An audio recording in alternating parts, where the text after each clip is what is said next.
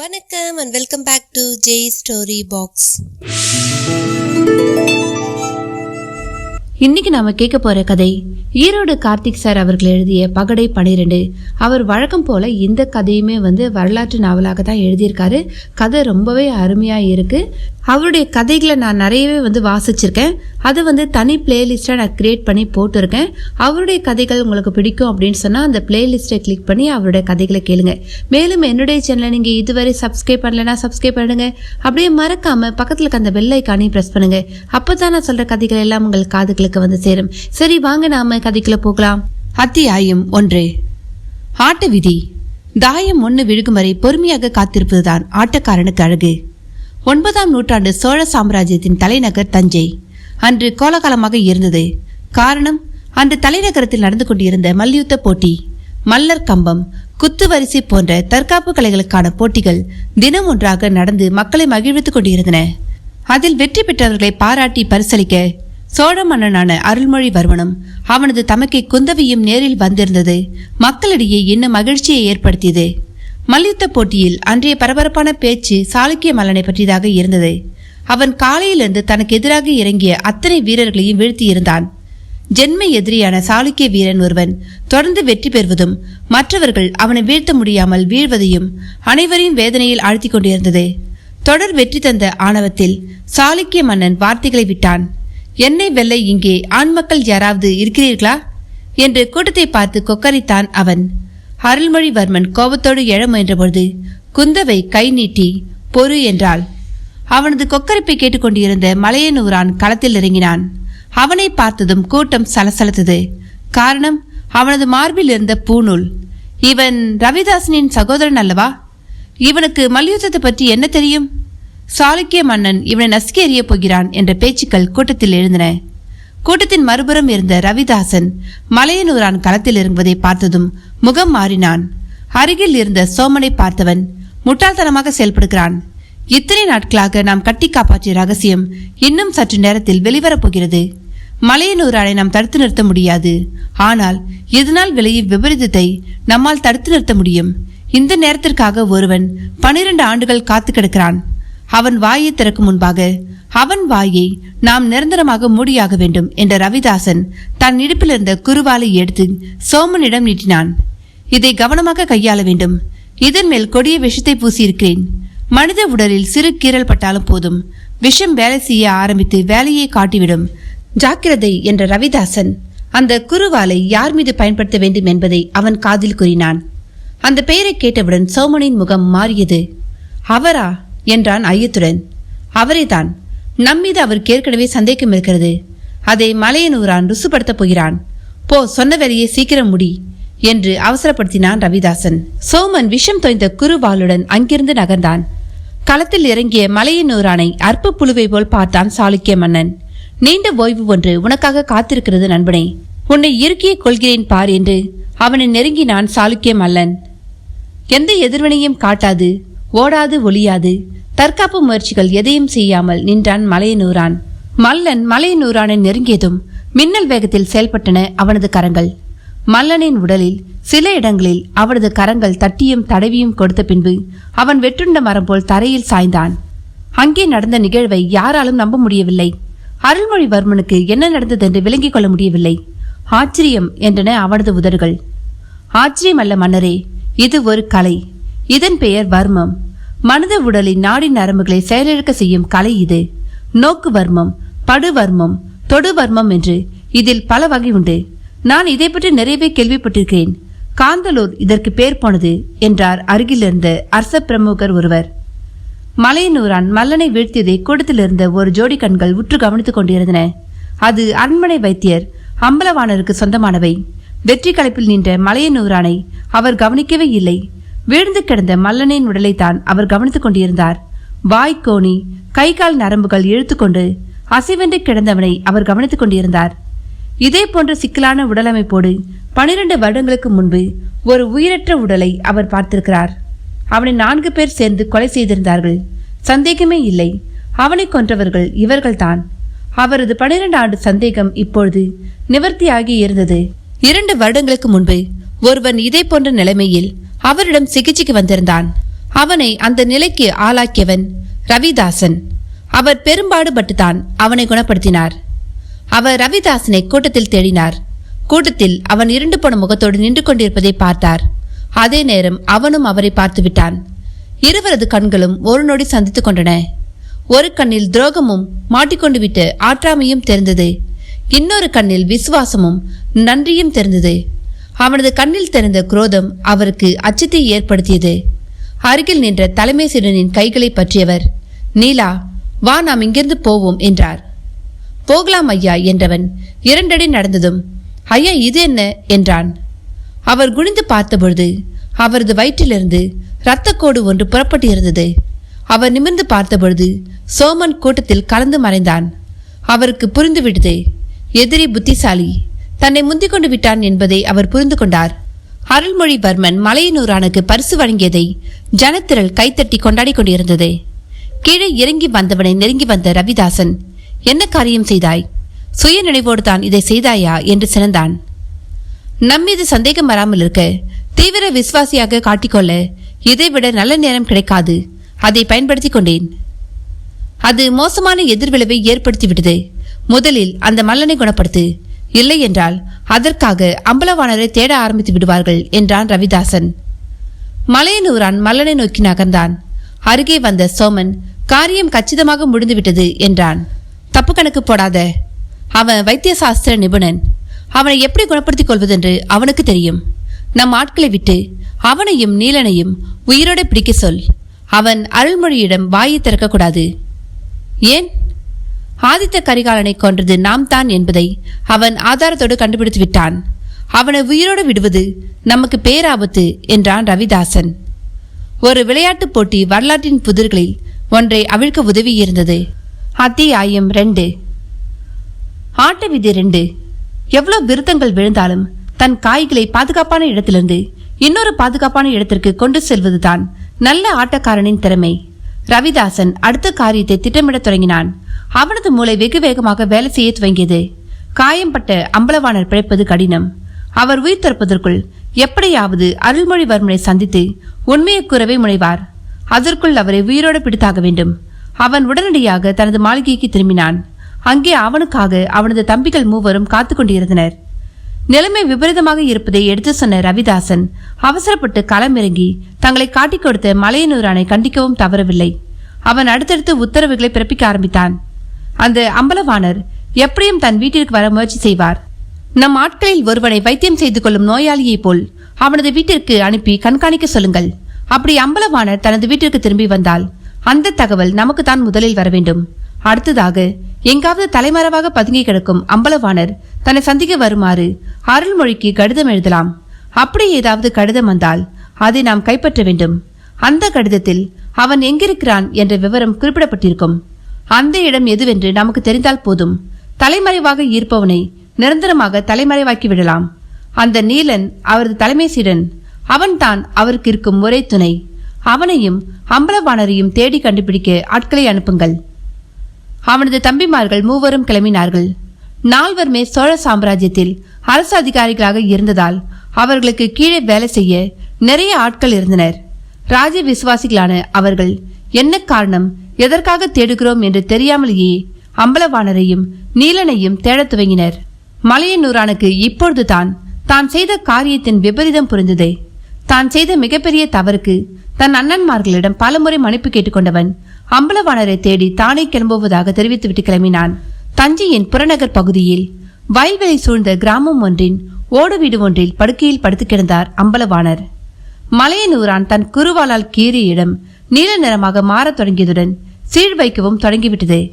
அவருக்கு வைத்தியம் செய்து கொண்டிருந்த நீலன் அவரை கவலையுடன் பார்த்தான். குருவே, நீங்கள் கற்றுக் கொடுத்த அத்தனை வைத்திய முறைகளையும் பிரயோகித்து பார்த்தாகிவிட்டது. இந்த காயம் சற்றும் குணமாவது போல் தோன்றவில்லை.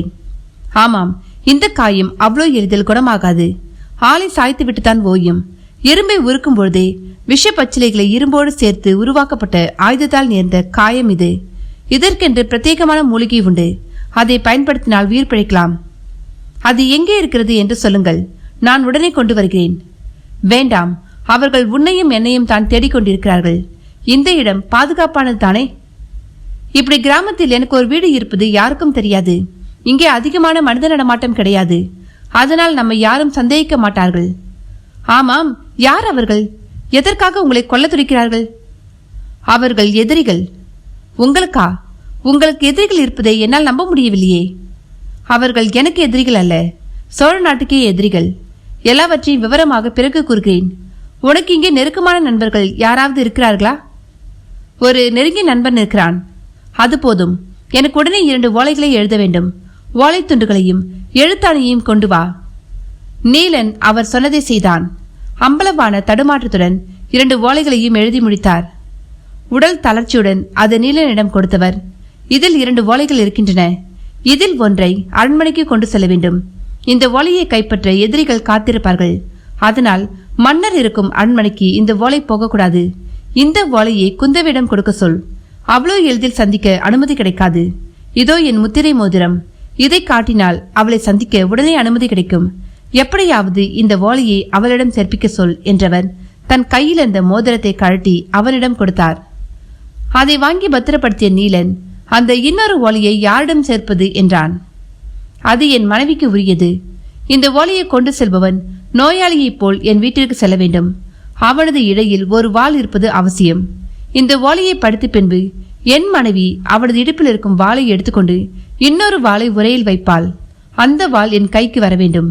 உடனே கிளம்பு. உன் நண்பனை தஞ்சிக்கு அனுப்பி வை. சரி குருவே. நான் வரும் வரை நீங்கள் என் உயிர் பிரிய இன்னும் 3-4 நாட்களாகும். வைத்தியனாக என் முடிவை நானே முடிவு செய்துவிட்டேன். அதனால் பயப்படாதே. எனக்கு பிறகு என் பதவி உனக்குத்தான் வரும். நான் அருள்மொழியிடம் உனக்காக சிபாரிசு செய்கிறேன். விரைந்து செயல்படு என்றார் அம்பலவாணர். அவனுக்கான ஆசையை காட்டினால்தான் வேலை வேகமாக நடக்கும் என்று அவருக்கு தெரியும். நீலன் அவனது நண்பனை காண கிளம்பினான். சதிகாரர்களின் கண்களில் படாமல் எல்லாமே அம்பலவாணர் திட்டப்படி நடந்து முடிந்தது. அம்பலவாணரின் கைகளுக்கு அவரது மனைவி கொடுத்தனுப்பிய வாளும் வந்து சேர்ந்தது. குந்தவியிடம் போய் சேர்ந்த ஓலை அவள் மூலமாக அருள்மொழியிடம் வந்து சேர்ந்தது. 2 நாட்களுக்கு பிறகு அருள்மொழி உபமாதண்ட நாயக்கனான மலைதேவனுடன் மாறுவேடத்தில் அந்த குடிசையை வந்தடைந்தான்.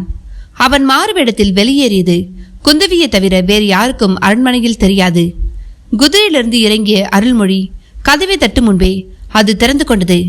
குதிரைகளின் குளம்படி சத்தத்தை வைத்தே யாரோ வருகிறார்கள் என்பதை உணர்ந்த நீலன் வந்தவர்களை அடையாளம் தெரிந்ததால் முகமன் கூறி கதவை திறந்தான்.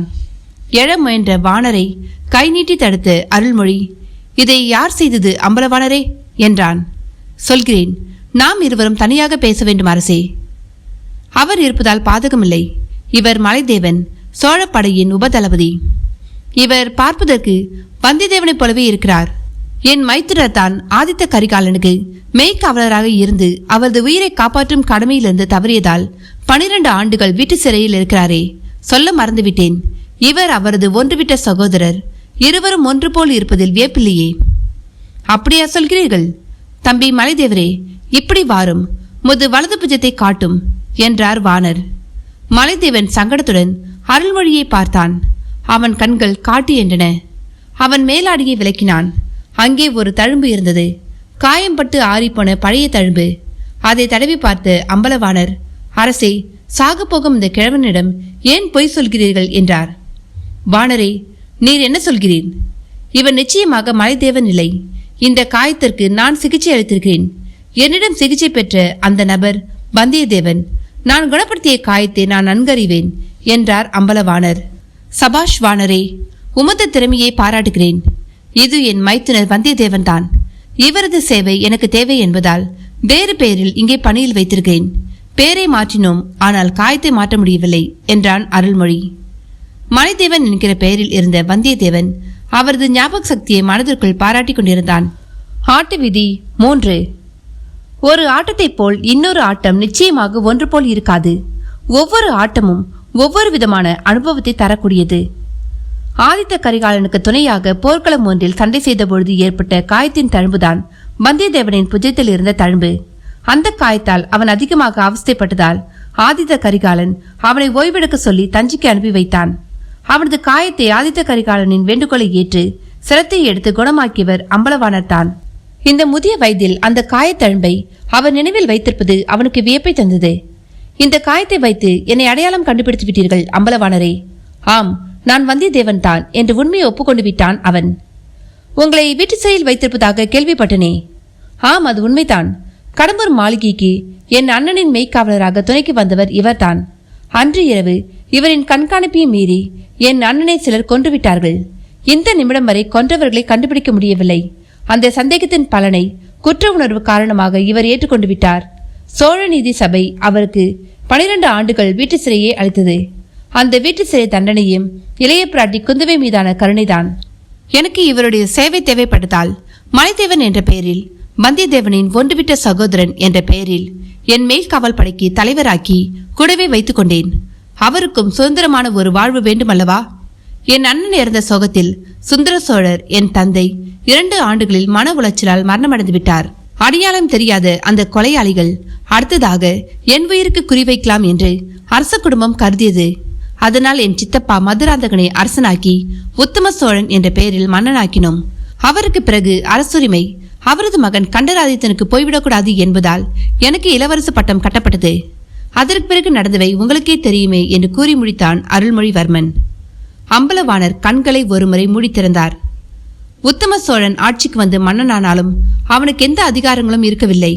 ஆட்சி செலுத்தும் அத்தனை அதிகாரங்களும் குந்தவையினாலும் அருள்மொழியாலும் பகிர்ந்து கொள்ளப்பட்டன.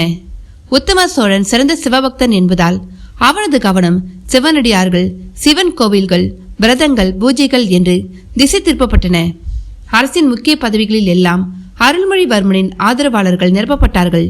நிஜமான அதிகாரம் குந்தவையிடமும் அருள்மொழிவர்மனிடமும் இருப்பதை உணர்ந்த அரசு நிர்வாகமும் மக்களும் அவர்கள் இருவருக்குமே மரியாதை தர தலைப்பட்டார்கள். நாட்டு மக்களிடையே தான் ஒரு தலையாட்டி பொம்மையாக இருப்பதை ரொம்ப தாமதமாகவே உத்தம சோழன் உணர்ந்து கொண்டான். ஆனால் அவனால் எதுவும் செய்ய முடியவில்லை. வடக்கிலிருந்து வந்த ஒரு சாமியார் காசிக்கு சென்று புனித நீராடி சிவனின் அருளை பெறலாம் வா என்று உத்தம சோழனை அழைத்ததால் அவன் தன் மன்னர் பதவியை அருள்மொழிக்கு விட்டு கொடுத்துவிட்டு புனித யாத்திரையாக காசிக்கு சென்று விட்டான். அவன் மகன் கண்டராதித்தன் ஏற்கனவே பல கோவில்களின் நிர்வாக அதிகாரியாக பணி செய்து கொண்டிருந்தான்.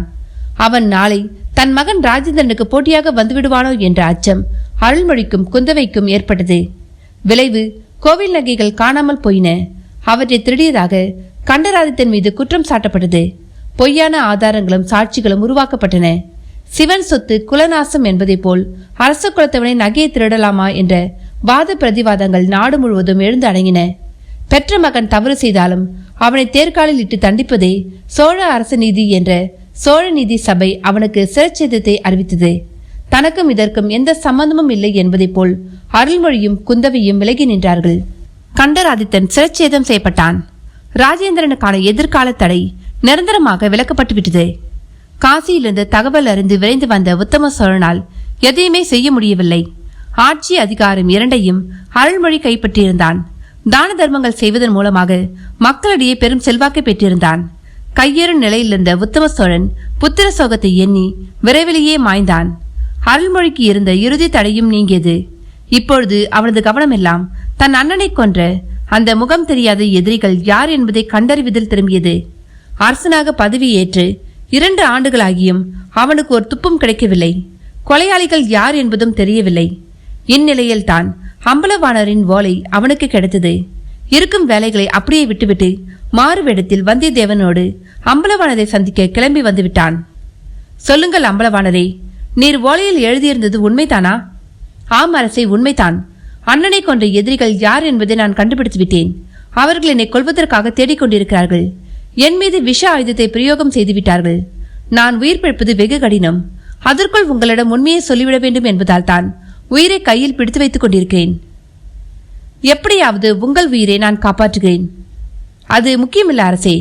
இந்த நாட்டுக்காக உயிர் துறப்பதில் எனக்கு மகிழ்ச்சிதான். இதோ இதை பாருங்கள். இது யாருடையது என்று கூறுங்கள் என்ற அம்பலவாணர் கட்டிலுக்கு அடியில் இருந்த வாளை சிரமப்பட்டு எடுத்து அருள்மொழியிடம் கொடுத்தார். நல்ல கனமான வாள் என்ற அருள்மொழி அந்த வாளை உரையிலிருந்து வெளியே எடுத்தான். அதை நிதானமாக பார்த்தான். அது எங்கோ பார்த்தது போலிருந்தது அவனுக்கு. அருகில் நின்ற வந்தியத்தேவனின் முகம் பிரகாசமானது. இது என் நண்பன் ஆதித்த கரிகாலனின் வாள். கைப்பிடியில் ஆக என்று பெயரின் சுருக்கம் பொறிக்கப்பட்டிருக்கும். ஆமாம், நீங்கள் சொல்வது உண்மை. இது என் அண்ணனின் வாள்தான். இது எப்படி உங்களிடம் வந்தது? என் வாளை எவன் கொண்டு வருகிறானோ அவன்தான் உனக்கு நான் தேர்ந்தெடுத்த மாப்பிள்ளை என்று ஆதித்த கரிகாலன் குந்தவியிடம் ஏற்கனவே சொல்லி வைத்திருந்தது தெரியாமல் வாளோடும் ஓலையோடும் தான் போய் குந்தவியின் முன்னால் அப்பாவியாக நின்ற காட்சி வந்தியத்தேவனின் மனதிற்குள் வந்து போனது. அவன் முகத்தில் புன்சிரிப்பு படர்ந்தது. இது கடம்பூர் மாளிகையில் அண்ணன் கொலை செய்யப்பட்டு கிடந்த பொழுது அவரது உடல் அருகே கிடந்தது. நான் அதை எடுத்து வந்திருக்கிறேன். நான் இதை கைப்பற்றிய பொழுது இதில் ஒரு துளி ரத்தம் கூட இல்லை. நீர் என்ன சொல்ல வருகிறேன்? இந்த வாளை பிடிக்கும் நிலையில் அண்ணன் இல்லை. உடம்பில் இருந்த கத்திக்குத்து காயங்களை ஆராய்ந்ததில் 4 விதமான ஆயுதங்கள் கொலைக்கு பயன்படுத்தப்பட்டிருக்கின்றன. அதாவது 4 பேர் என் அண்ணனை கொன்றிருக்க வேண்டும் என்கிறீர்கள், அப்படித்தானே? ஆமாம். 2 நாட்களுக்கு முன்னர் நடந்த மல்யுத்த போட்டியில் சாளுக்கிய மல்லன் எப்படி கீழே விழுந்து கிடந்தானோ அதே போலத்தான் அண்ணனும் விழுந்து கிடந்தார். அப்படியானால் வர்மத்தை அண்ணன் மேல் பிரயோகித்திருக்கிறார்கள். எதிரிகளுக்கு வர்மம் நன்கு தெரிந்திருக்கிறது. சோழ தேசத்தில் இப்படியான கலை இல்லை, வர்மம் அறிந்தவர்களும் இல்லை. பிறகு சேர நாட்டின் எல்லையில் உள்ள காந்தலூர் சாலையில் மட்டும்தான் இந்த கலை கற்பிக்கப்படுகிறது. அருள்மொழி நிமிர்ந்தான். அங்கே பயிற்சி பெற்ற 4 தான் ஆதித்த கரிகாலனை கொன்றது. மன்னர் அவர்களில் ஒருவனுக்குத்தான் பரிசளித்து பாராட்டியது. இடியனை இறங்கியது அம்பலவாணரின் சொல். ஆட்ட விதி 4. எத்தனை காய்கள் விரட்டி வந்தாலும் பாதுகாப்பான இடத்தில் தன் காயை பதுக்கி வைத்து உரிய காலத்தில் எதிரியின் காயை வெட்டி வீழ்த்துவதுதான் ஆட்டுத்திறமை. அருள்மொழிவர்மன் அதிர்ச்சியுடன் நிமிர்ந்து அம்பலவாணரை பார்த்தான். வந்தியத்தேவன் ஜீரணிக்க முடியாத அதிர்ச்சியில் சிலையாக நின்று கொண்டிருந்தான். நீங்கள் என்ன சொல்ல வருகிறீர்கள் அம்பலவாணரே? சொல்ல வருவதை தெளிவாக சொல்லுங்கள் என்றான் அருள்மொழி அதிர்ச்சி விலகாத குரலோடு. நான் சொல்வது உண்மைதான் மன்னரே. 2 நாட்களுக்கு முன்பு நடைபெற்ற மல்யுத்த போட்டியில் சாளுக்கிய மல்லனை மலையனூரான் எப்படி வீழ்த்தினான் என்பதை பார்த்தீர்கள் தானே? அதே போல்தான் ஆதித்த கரிகாலனையும் எதிரிகள் வீழ்த்தியிருக்கிறார்கள். உங்களிடம் பரிசும் பாராட்டும் பெற்ற மலையனூரான் அந்த கொலைக்காரர்களில் ஒருவன். வெறும் வர்மத்தை மட்டுமே ஆதாரமாக கொண்டு நான் இதை கூறவில்லை. 3 வருடங்களுக்கு முன்பு இவனது அண்ணன் ரவிதாசன் யாரோ ஒருவனுடன் கைகலப்பில் ஈடுபட்ட பொழுது அவன் மீதும் இந்த வர்மத்தை பிரயோகித்திருக்கிறான். பாதிக்கப்பட்டவன் சிகிச்சைக்காக என்னிடம் வந்தான். எனக்கு இந்த தாக்குதல் புதிராக இருந்தது. இதுவரை இப்படி ஒரு நோயாளியை நான் சந்தித்ததே இல்லை. இப்படி ஒரு பாதிப்பை ஏற்படுத்தியவன் ரவிதாசன் என்பதை அவனிடம் பேச்சு கொடுத்து தெரிந்து கொண்டேன். அவனது நரம்பு மண்டலம் முற்றிலுமாக பாதிக்கப்பட்டிருந்தது. 3 மாத காலம் அவனை என் வீட்டிலேயே தங்க வைத்து என் முழு முயற்சியை பயன்படுத்தி அவனை குணப்படுத்தினேன். அப்பொழுதிருந்தே நான் அந்த 4 சகோதரர்களையும் சந்தேகத்தோடு தான் பார்த்து கொண்டிருந்தேன். என் சந்தேக பார்வையை ரவிதாசனும் உணர்ந்தே இருந்தான். என் வீட்டு விசேஷங்களில் கலந்து கொள்ள வரும்பொழுது அளவுக்கு அதிகமான பரிசு பொருட்களை வழங்கி என் சந்தேகத்தை உறுதி செய்தான். ஒருமுறை நான் அவரிடம் பேசும்பொழுது அந்த பாதிக்கப்பட்ட நோயாளியை பற்றி பேச வேண்டியிருந்தது. இப்படி ஒரு கலை சோழ தேசத்திலேயே இல்லையே, நீ எங்கே இதை கற்றுக்கொண்டாய் என்று கேட்டேன். அதற்கு அவன் காந்தலூரில் 6 மாத காலம் தங்கியிருந்து தன் தம்பிமார்களுடன் இதை கற்றுக்கொண்டதாக கூறினான். இதை பற்றி வெளியே சொல்ல வேண்டாம் என்றும் கேட்டுக்கொண்டான். என்னுடைய சந்தேகம் ஊர்ஜிதமானது. ஆனால் அதற்கு பிறகு அண்ணன் தம்பிகள் 4 வெகு எச்சரிக்கையாக இருந்தனர். இப்படி ஒரு கலை தங்களுக்கு தெரியும் என்பதை பொதுவெளியில் அவர்கள் காட்டிக்கொள்ளவே இல்லை. சாளுக்கிய மல்லன் அவர்களின் பிடிவாதத்தை தகர்த்துவிட்டான். சோழ தேச மல்லர்களுக்கு அவன் அரைக்குவல் விடுத்த பொழுது மலையனூரான் மானம் காப்பவன் போல் களத்திற்கு வந்தான். நாளை அவர்கள் அரசிடம் அகப்பட்டால் சோழத்தின் மானம் காத்த நாங்களா துரோகம் செயல் புரிவோம் என்று வாதிட இந்த சம்பவம் உதவியாக இருக்கும் என்று மலையனூரான் நினைத்தான். ஆனால் அவன் என்னிடம் அகப்படுவான் என்பதை ரவிதாசன் எதிர்பார்க்கவில்லை. இந்த உண்மைகளை நான் உங்களிடம் சொல்லிவிடக்கூடாது என்பதால் தான் அவனது தம்பி சோமன் மூலமாக என்னை தீர்த்து கட்ட முயன்றான். நான் தப்பித்து தலைமறைவாவேன் என்பதை அவன் எதிர்பார்க்கவில்லை. நீண்ட பெருமூச்சுடன் தன் மனதில் இருந்த பாரத்தை அவர் இறக்கி வைத்தார். ரவிதாசனும் அவனது சகோதரர்களும் நம் அரசின் உயர் பதவியில் இருந்து கொண்டு நமக்கே துரோகம் இழைத்திருக்கிறார்கள். இவர்களுக்கு பின்னால் பாண்டிய ஆபத்துதவிகள் இருக்கிறார்களோ என்று எனக்கு சந்தேகமாக இருக்கிறது. எனக்கும் அதே சந்தேகம் இருக்கிறது மன்னரே. வீரபாண்டியனின் தலையை சீவி கோட்டை கொடிமரத்தில் ஆதித்த கரிகாலன் குத்தி வைத்ததால் பாண்டிய உளவாளிகள் ஆதித்த கரிகாலனை கொலை செய்ய முகாந்திரம் இருக்கிறது. பிராமணர்களான இவர்கள் ஆதித்த கரிகாலனை கொல்ல நினைக்க என்ன காரணம் இருக்க முடியும்? முக்கியமான கேள்வி. இந்த கேள்விக்கான விடை எதிரிகளிடமிருந்து கிடைக்கும் என்று நம்புகிறேன். அவர்களை நாம் உயிரோடு பிடித்தாக வேண்டும். பிடிப்போம். அதற்கு முன்பு எனக்கு காந்தலூரை பற்றி கூறுங்கள். காந்தலூர் பாண்டிய நாட்டுக்கும் சேர நாட்டுக்கும் எல்லையில் இருக்கும் ஒரு ஊர். அங்கே ஒரு பள்ளி இருக்கிறது. அந்த பள்ளி தான் காந்தலூரின் அடையாளம். அங்கே அரசியல் பாலப்பாடங்கள், தற்காப்பு கலைகள், வைத்திய முறைகள், இன்னும் ஏராளமான கலைகள் கற்பிக்கப்படுகின்றன. இன்னொரு விஷயம் தெரியுமா? இங்கே பயிலும் மாணவர்களில் எவன் சிறந்தவனோ அவன் தான் சேர நாட்டின் மன்னனாக்கப்படுவான். புதிதாக இருக்கிறது இந்த முறை. நம்மை போல் வாரிசு முறையில் அரசனாக முடியாதா? இல்லை, அவர்கள் மன்னனை தேர்ந்தெடுக்கும் முறையே வேறு. சேர நாட்டின் அரசியல் மத தலைவர்களை தம்பிரான் என்று அழைப்பார்கள். காந்தலூர் சாலையில் பயிலும் மாணவர்களில் தலை சிறந்த மாணவர்களை அவர்களின் ஆசான் தேர்ந்தெடுத்து தலைநகரத்துக்கு அனுப்பி வைப்பார். தலைநகரில் அவர்களின் வீரம், அறிவு இவற்றுக்கான போட்டிகளை வைப்பார்கள். இவற்றிற்கு அந்த தம்பிரான்கள் தான் நீதிபதிகளாக இருப்பார்கள். அவர்கள்தான் அந்த போட்டியில் வெற்றி பெறும் மாணவனை அடுத்த மன்னனாக அறிவிப்பார்கள்.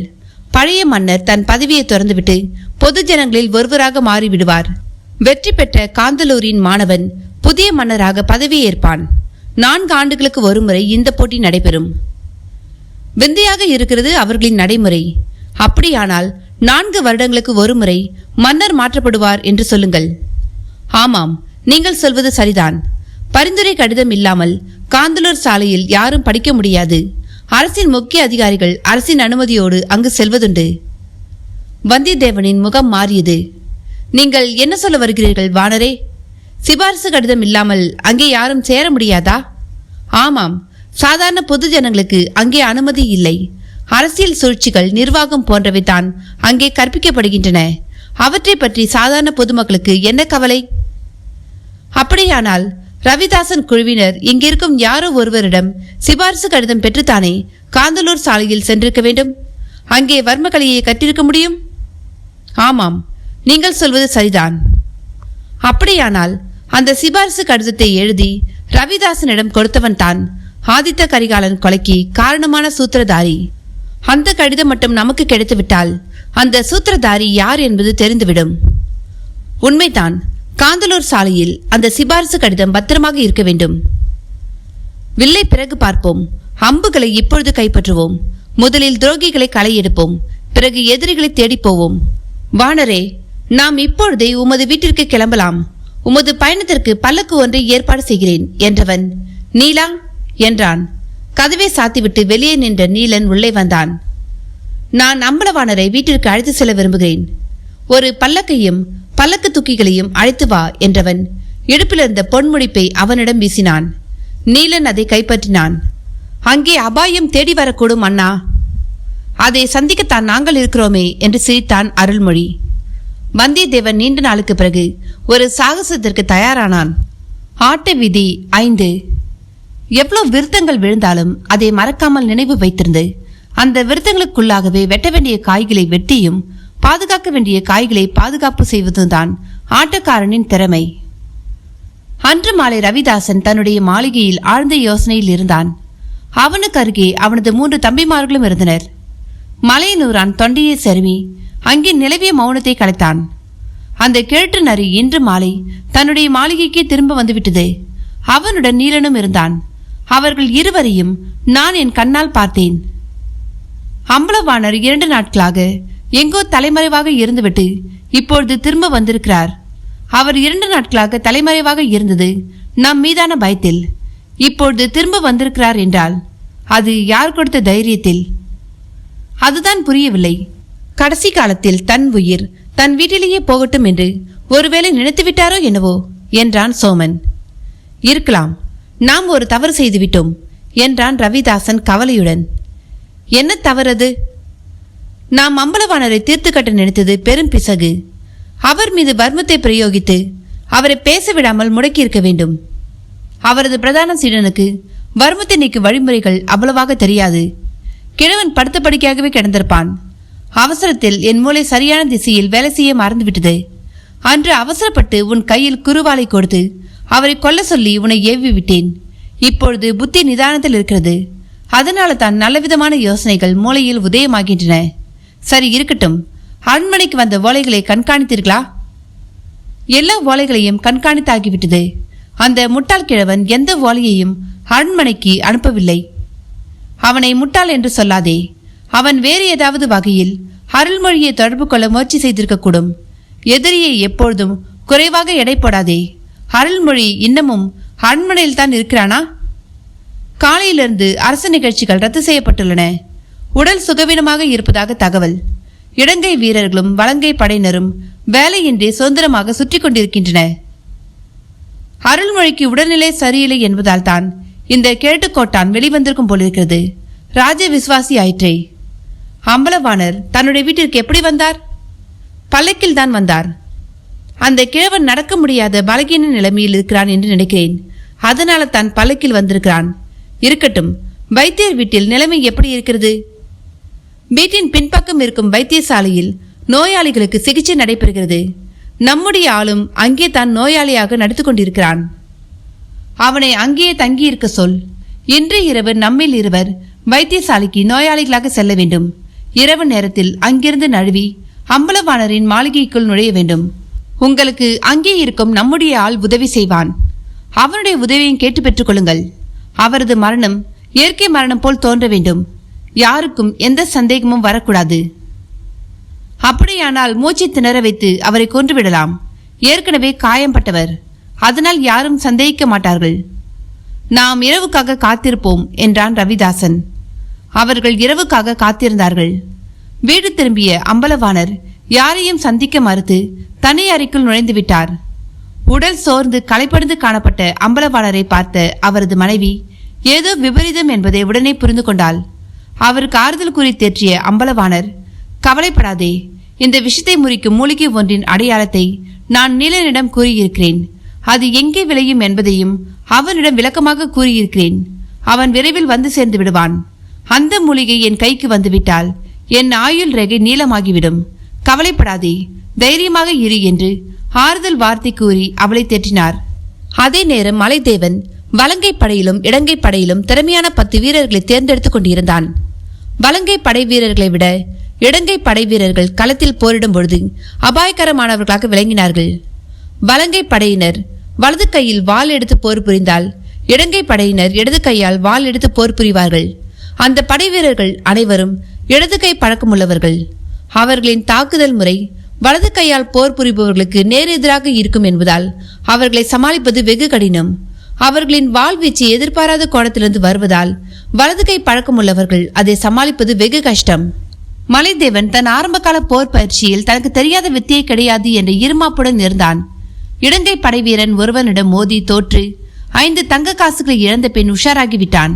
அதன் பிறகு இடது கையால் வாள் சுழற்றவும் கற்றுக்கொண்டான். இப்பொழுது அவனால் 2 கைகளிலும் வாள் ஏந்தி போரிட முடியும். அதனால் 2 படைப்பிரிவுகளிலும் அவனுக்கு செல்வாக்கு உண்டு. அருள்மொழியின் மெய்க்காவல் படைத்தலைவன் மலைதேவன் என்பதால் அவன் சொல்லுக்கு எதிர் சொல் 2 படைப்பிரிவுகளிலும் கிடையாது. அவனது படையில் சேர நான் நீ என்று 2 படைப்பிரிவு வீரர்களும் போட்டி போடுவதும் உண்டு. அதை பயன்படுத்தித்தான் மலைதேவன் தனக்கு பிடித்த 10 பேரை தேர்ந்தெடுத்துக் கொண்டான். 3 இடங்கை வீரர்கள் 2 வலங்கை வீரர்கள் என்று 5 பேரை கொண்ட 2 அணிகளை உருவாக்கியவன் அவர்களுக்கு என்ன செய்ய வேண்டும் என்று விளக்கி சொல்ல ஆரம்பித்தான். அன்று இரவு நிலவு வானத்தின் உச்சிக்கு வந்திருந்தது. அம்பலவாணரின் வைத்தியசாலை அமைதியில் மூழ்கி கிடந்தது. சில்வண்டுகளின் ரீங்கார ஒளி விட்டுவிட்டு கேட்டுக்கொண்டு இருந்தது. அயர்ந்து உறங்கும் நோயாளிகளின் குரட்டை சத்தமும் நோயாளிகளின் முனகலும் விட்டுவிட்டு கேட்டுக்கொண்டு இருந்தது. சோமனும் மலையனூரானும் நோயாளிகளாக மாலையில் வந்து அங்கேயே தங்கிவிட்டனர். தொலைதூர கிராமத்திலிருந்து வருவதாக அவர்கள் கூறியதை யாரும் சந்தேகிக்கவே இல்லை. சோமன் போர்வை விலக்கிக் கொண்டு எழுந்தான். மலையனூரான் அவனுக்கு முன்பாகவே எழுந்து நின்று கொண்டிருந்தான். எல்லோரும் முறங்கிவிட்டார்கள் போல் தெரிகிறது. சிலர் மட்டும் வலி தாழாமல் முனகிக் கொண்டிருக்கிறார்கள். நோயிற்கும் பேயிற்கும் இரவில் தானே கொண்டாட்டம். எங்கே நம்முடைய ஆள் என்றான் சோமன். அதோ புழக்கடையில் நமக்காக காத்து கொண்டிருக்கிறான். அவனுக்கு தான் வீட்டின் அமைப்பு தெரியும். இருவரும் நடந்து சென்று காத்திருந்தவனுடன் இணைந்து கொண்டனர். மூவரும் புழக்கடை வழியாக வீட்டினுள் நுழைந்தனர். உள்ளே காத்திருக்கும் அபாயத்தை அறியாமல் ஆழ்ந்த உறக்கத்தில் இருந்தார் அம்பலவாணர். அத்தியாயம் 5. ஏற்கனவே அம்பலவாணர் வீட்டில் நோயாளியாக தங்கியிருந்தவன் சோமன் மற்றும் அவன் தம்பியுடன் இணைந்து கொண்டான். 2 நாட்களாக நோயாளியாக தங்கியிருந்தவனுக்கு அம்பலவாணரின் மாளிகையின் அத்தனை இடங்களும் குத்து மதிப்பாக அடையாளம் தெரிந்திருந்தது. அவனது வழிகாட்டலில் மூவரும் புழக்கடை வழியாக மாளிகையினுள் பிரவேசித்தனர். உள்ளே ஆங்காங்கே அகல் விளக்குகள் ஒளியே பரப்பிக் கொண்டிருந்தன. இருளின் நடுவே மூவரும் எந்த பொருட்களின் மீதும் பட்டு ஒளி எழுப்பாமல் மெல்ல மெல்ல நகர்ந்து கொண்டிருந்தனர். அந்த கிழவன் எங்கே படுத்திருக்கிறான் என்று தெரியவில்லையே என்றான் மலையனூரான். ஒவ்வொரு அறையாக புகுந்து சோதனையிட வேண்டியதுதான் என்றான் சோமன். அதே நேரம் யாரோ மெல்லிய குரலில் இரும்பும் சத்தமும் கேட்க ஆரம்பித்தது. அவன்தான் மரணத்தை வரவேற்பவன் போல் இரும்பி தன் இடத்தை காட்டிக் கொடுக்கிறான். தவளை தன் வாயால் கெட்ட கதைதான் என்ற சோமன் இருமல் வந்த திசையை அனுமானித்து நகர துவங்கினான். அவர்கள் மூவரும் இருமல் வந்த திசையை நோக்கி முன்னேற துவங்கினர். லேசாக திறந்திருந்த அரைக்கதவை பார்த்ததும் மலையனூரான் சற்று தயங்கி நின்றான். உள்ளே நுழைந்ததும் ஒருவன் அவரது காலை பிடித்துக் கொள்ளுங்கள், இன்னொருவன் அவரது கையை தலைக்கு மேலாக அழுத்தி பிடித்துக் கொள்ளுங்கள், நான் அவரது மூச்சை நிறுத்தி விடுகிறேன் என்ற சோமன் அறைக்குள் மெதுவாக நுழைந்தான். உள்ளே அம்பலவாணரின் தலைமாட்டில் ஒரு அகல் விளக்கு பிரகாசமாக எரிந்து கொண்டு இருந்தது. மருந்துகளின் கலவையான வாசம் அந்த அறை முழுவதும் நிரம்பியிருந்தது. சோமன் வெளியே நின்றிருந்தவர்களுக்கு உள்ளே வரலாம் என்று சைகை காட்டினான். வெளியே தயங்கி நின்ற இருவரும் மெதுவாக பூனை போல் உள்ளே நுழைந்தனர். அவர்களில் ஒருவன் அம்பலவாணரின் தலைமாட்டை நோக்கி நகர்ந்தான், இன்னொருவன் கால் மாட்டை நோக்கி நகர்ந்தான். சோமன் அவரது நெஞ்சுக்கு நேராக குனிந்தான். தலைமாட்டில் நின்றவன் அம்பலவாணரின் கைகளை பிடிக்க குனிந்த பொழுதுதான் அது நடந்தது. அவனது முகத்தை சுற்றி திடீரென்று ஒரு துணி போர்த்தி மூடப்பட்டு பின்னோக்கி இழுக்கப்பட்டான். அவனது கைகள் உடனே பின்புறமாக முறுக்கி கட்டப்பட்டன. அவன் என்ன நடந்தது என்று சுதாரிக்கும் முன்பாகவே அவன் வீழ்த்தப்பட்டிருந்தான். கால் மாட்டில் நின்றிருந்தவன் உஷாராகும் முன்பே அவனது கழுத்தில் ஒரு வாள் பதிந்தது. நகராதே என்று உரத்த குரலில் கட்டளையிட்டது ஒரு குரல். சோமன் சட்டென்று நிலைமையை புரிந்து கொண்டான். அவன் வர்ம முத்திரையை தன் கைகளில் கொண்டு வந்து கைகளை இலக்கின்றி அலையவிட்டான். எங்கிருந்தோ பாய்ந்து வந்த ஒரு கயிறு அவன் கைகளை பிணைத்தது. யாரோ அவனது முழங்கால் சந்திப்பில் எட்டி உதைத்தார்கள். அவன் மடங்கி விழுந்தான். வெளிச்சத்தை கொண்டு வாருங்கள் என்றது அதே குரல். அடுத்த சில வினாடிகளில் தீபந்தங்கள் ஏற்றப்பட்டு அந்த அறை ஒளிமயமானது. சுவர் ஓரம் 2 பேர் முட்டி போட்டு உட்கார வைக்கப்பட்டிருந்தனர். அந்த அறையில் அம்பலவாணரின் படுக்கையை சுற்றி 5 பேர் நின்றிருந்தனர். அவர்கள் மலைதேவனின் படையில் இருந்த இடங்கை வலங்கை வீரர்கள். கதவை திறந்து கொண்டு உள்ளே வந்த மலைதேவன், நான் மாடியிலிருந்து இவர்களை கண்காணித்தது நல்லதாக போயிற்று. இவர்கள் உள்ளே நுழைந்து அம்பலவாணரின் அறை எது என்று தெரியாமல் தடுமாறக்கூடாது என்பதற்காக அவரை இரும சொன்னதும் நம்முடைய ஆலோசனைதான். விளக்கை தேடி வரும் விட்டில் பூச்சிகளாக வந்து பரிதாபமாக மாட்டிக்கொண்டார்கள். ஜாக்கிரதை, இவர்களின் கைக்கட்டை மட்டும் அவிழ்த்து விடாதீர்கள். இவர்களை தனித்தனி சிறைகளில் அடையுங்கள், உடனே அழைத்து செல்லுங்கள் என்று உத்தரவிட்டான் மலைதேவன். நம்முடைய இன்னொரு அணி இப்பொழுது என்ன செய்து கொண்டிருக்கும் என்றான் வீரர்களில் ஒருவன். அவர்கள் இந்நேரம் ரவிதாசனையும் அவனது இன்னொரு சகோதரனையும் கைது செய்திருப்பார்கள். அது மன்னரின் தலைமையில் நடந்திருக்கும். இங்கே நம்முடைய வேலை முடிந்தது, நாம் இங்கிருந்து கிளம்பலாம். அவர்கள் பிடிபட்டவர்களுடன் அங்கிருந்து கிளம்பினார்கள்.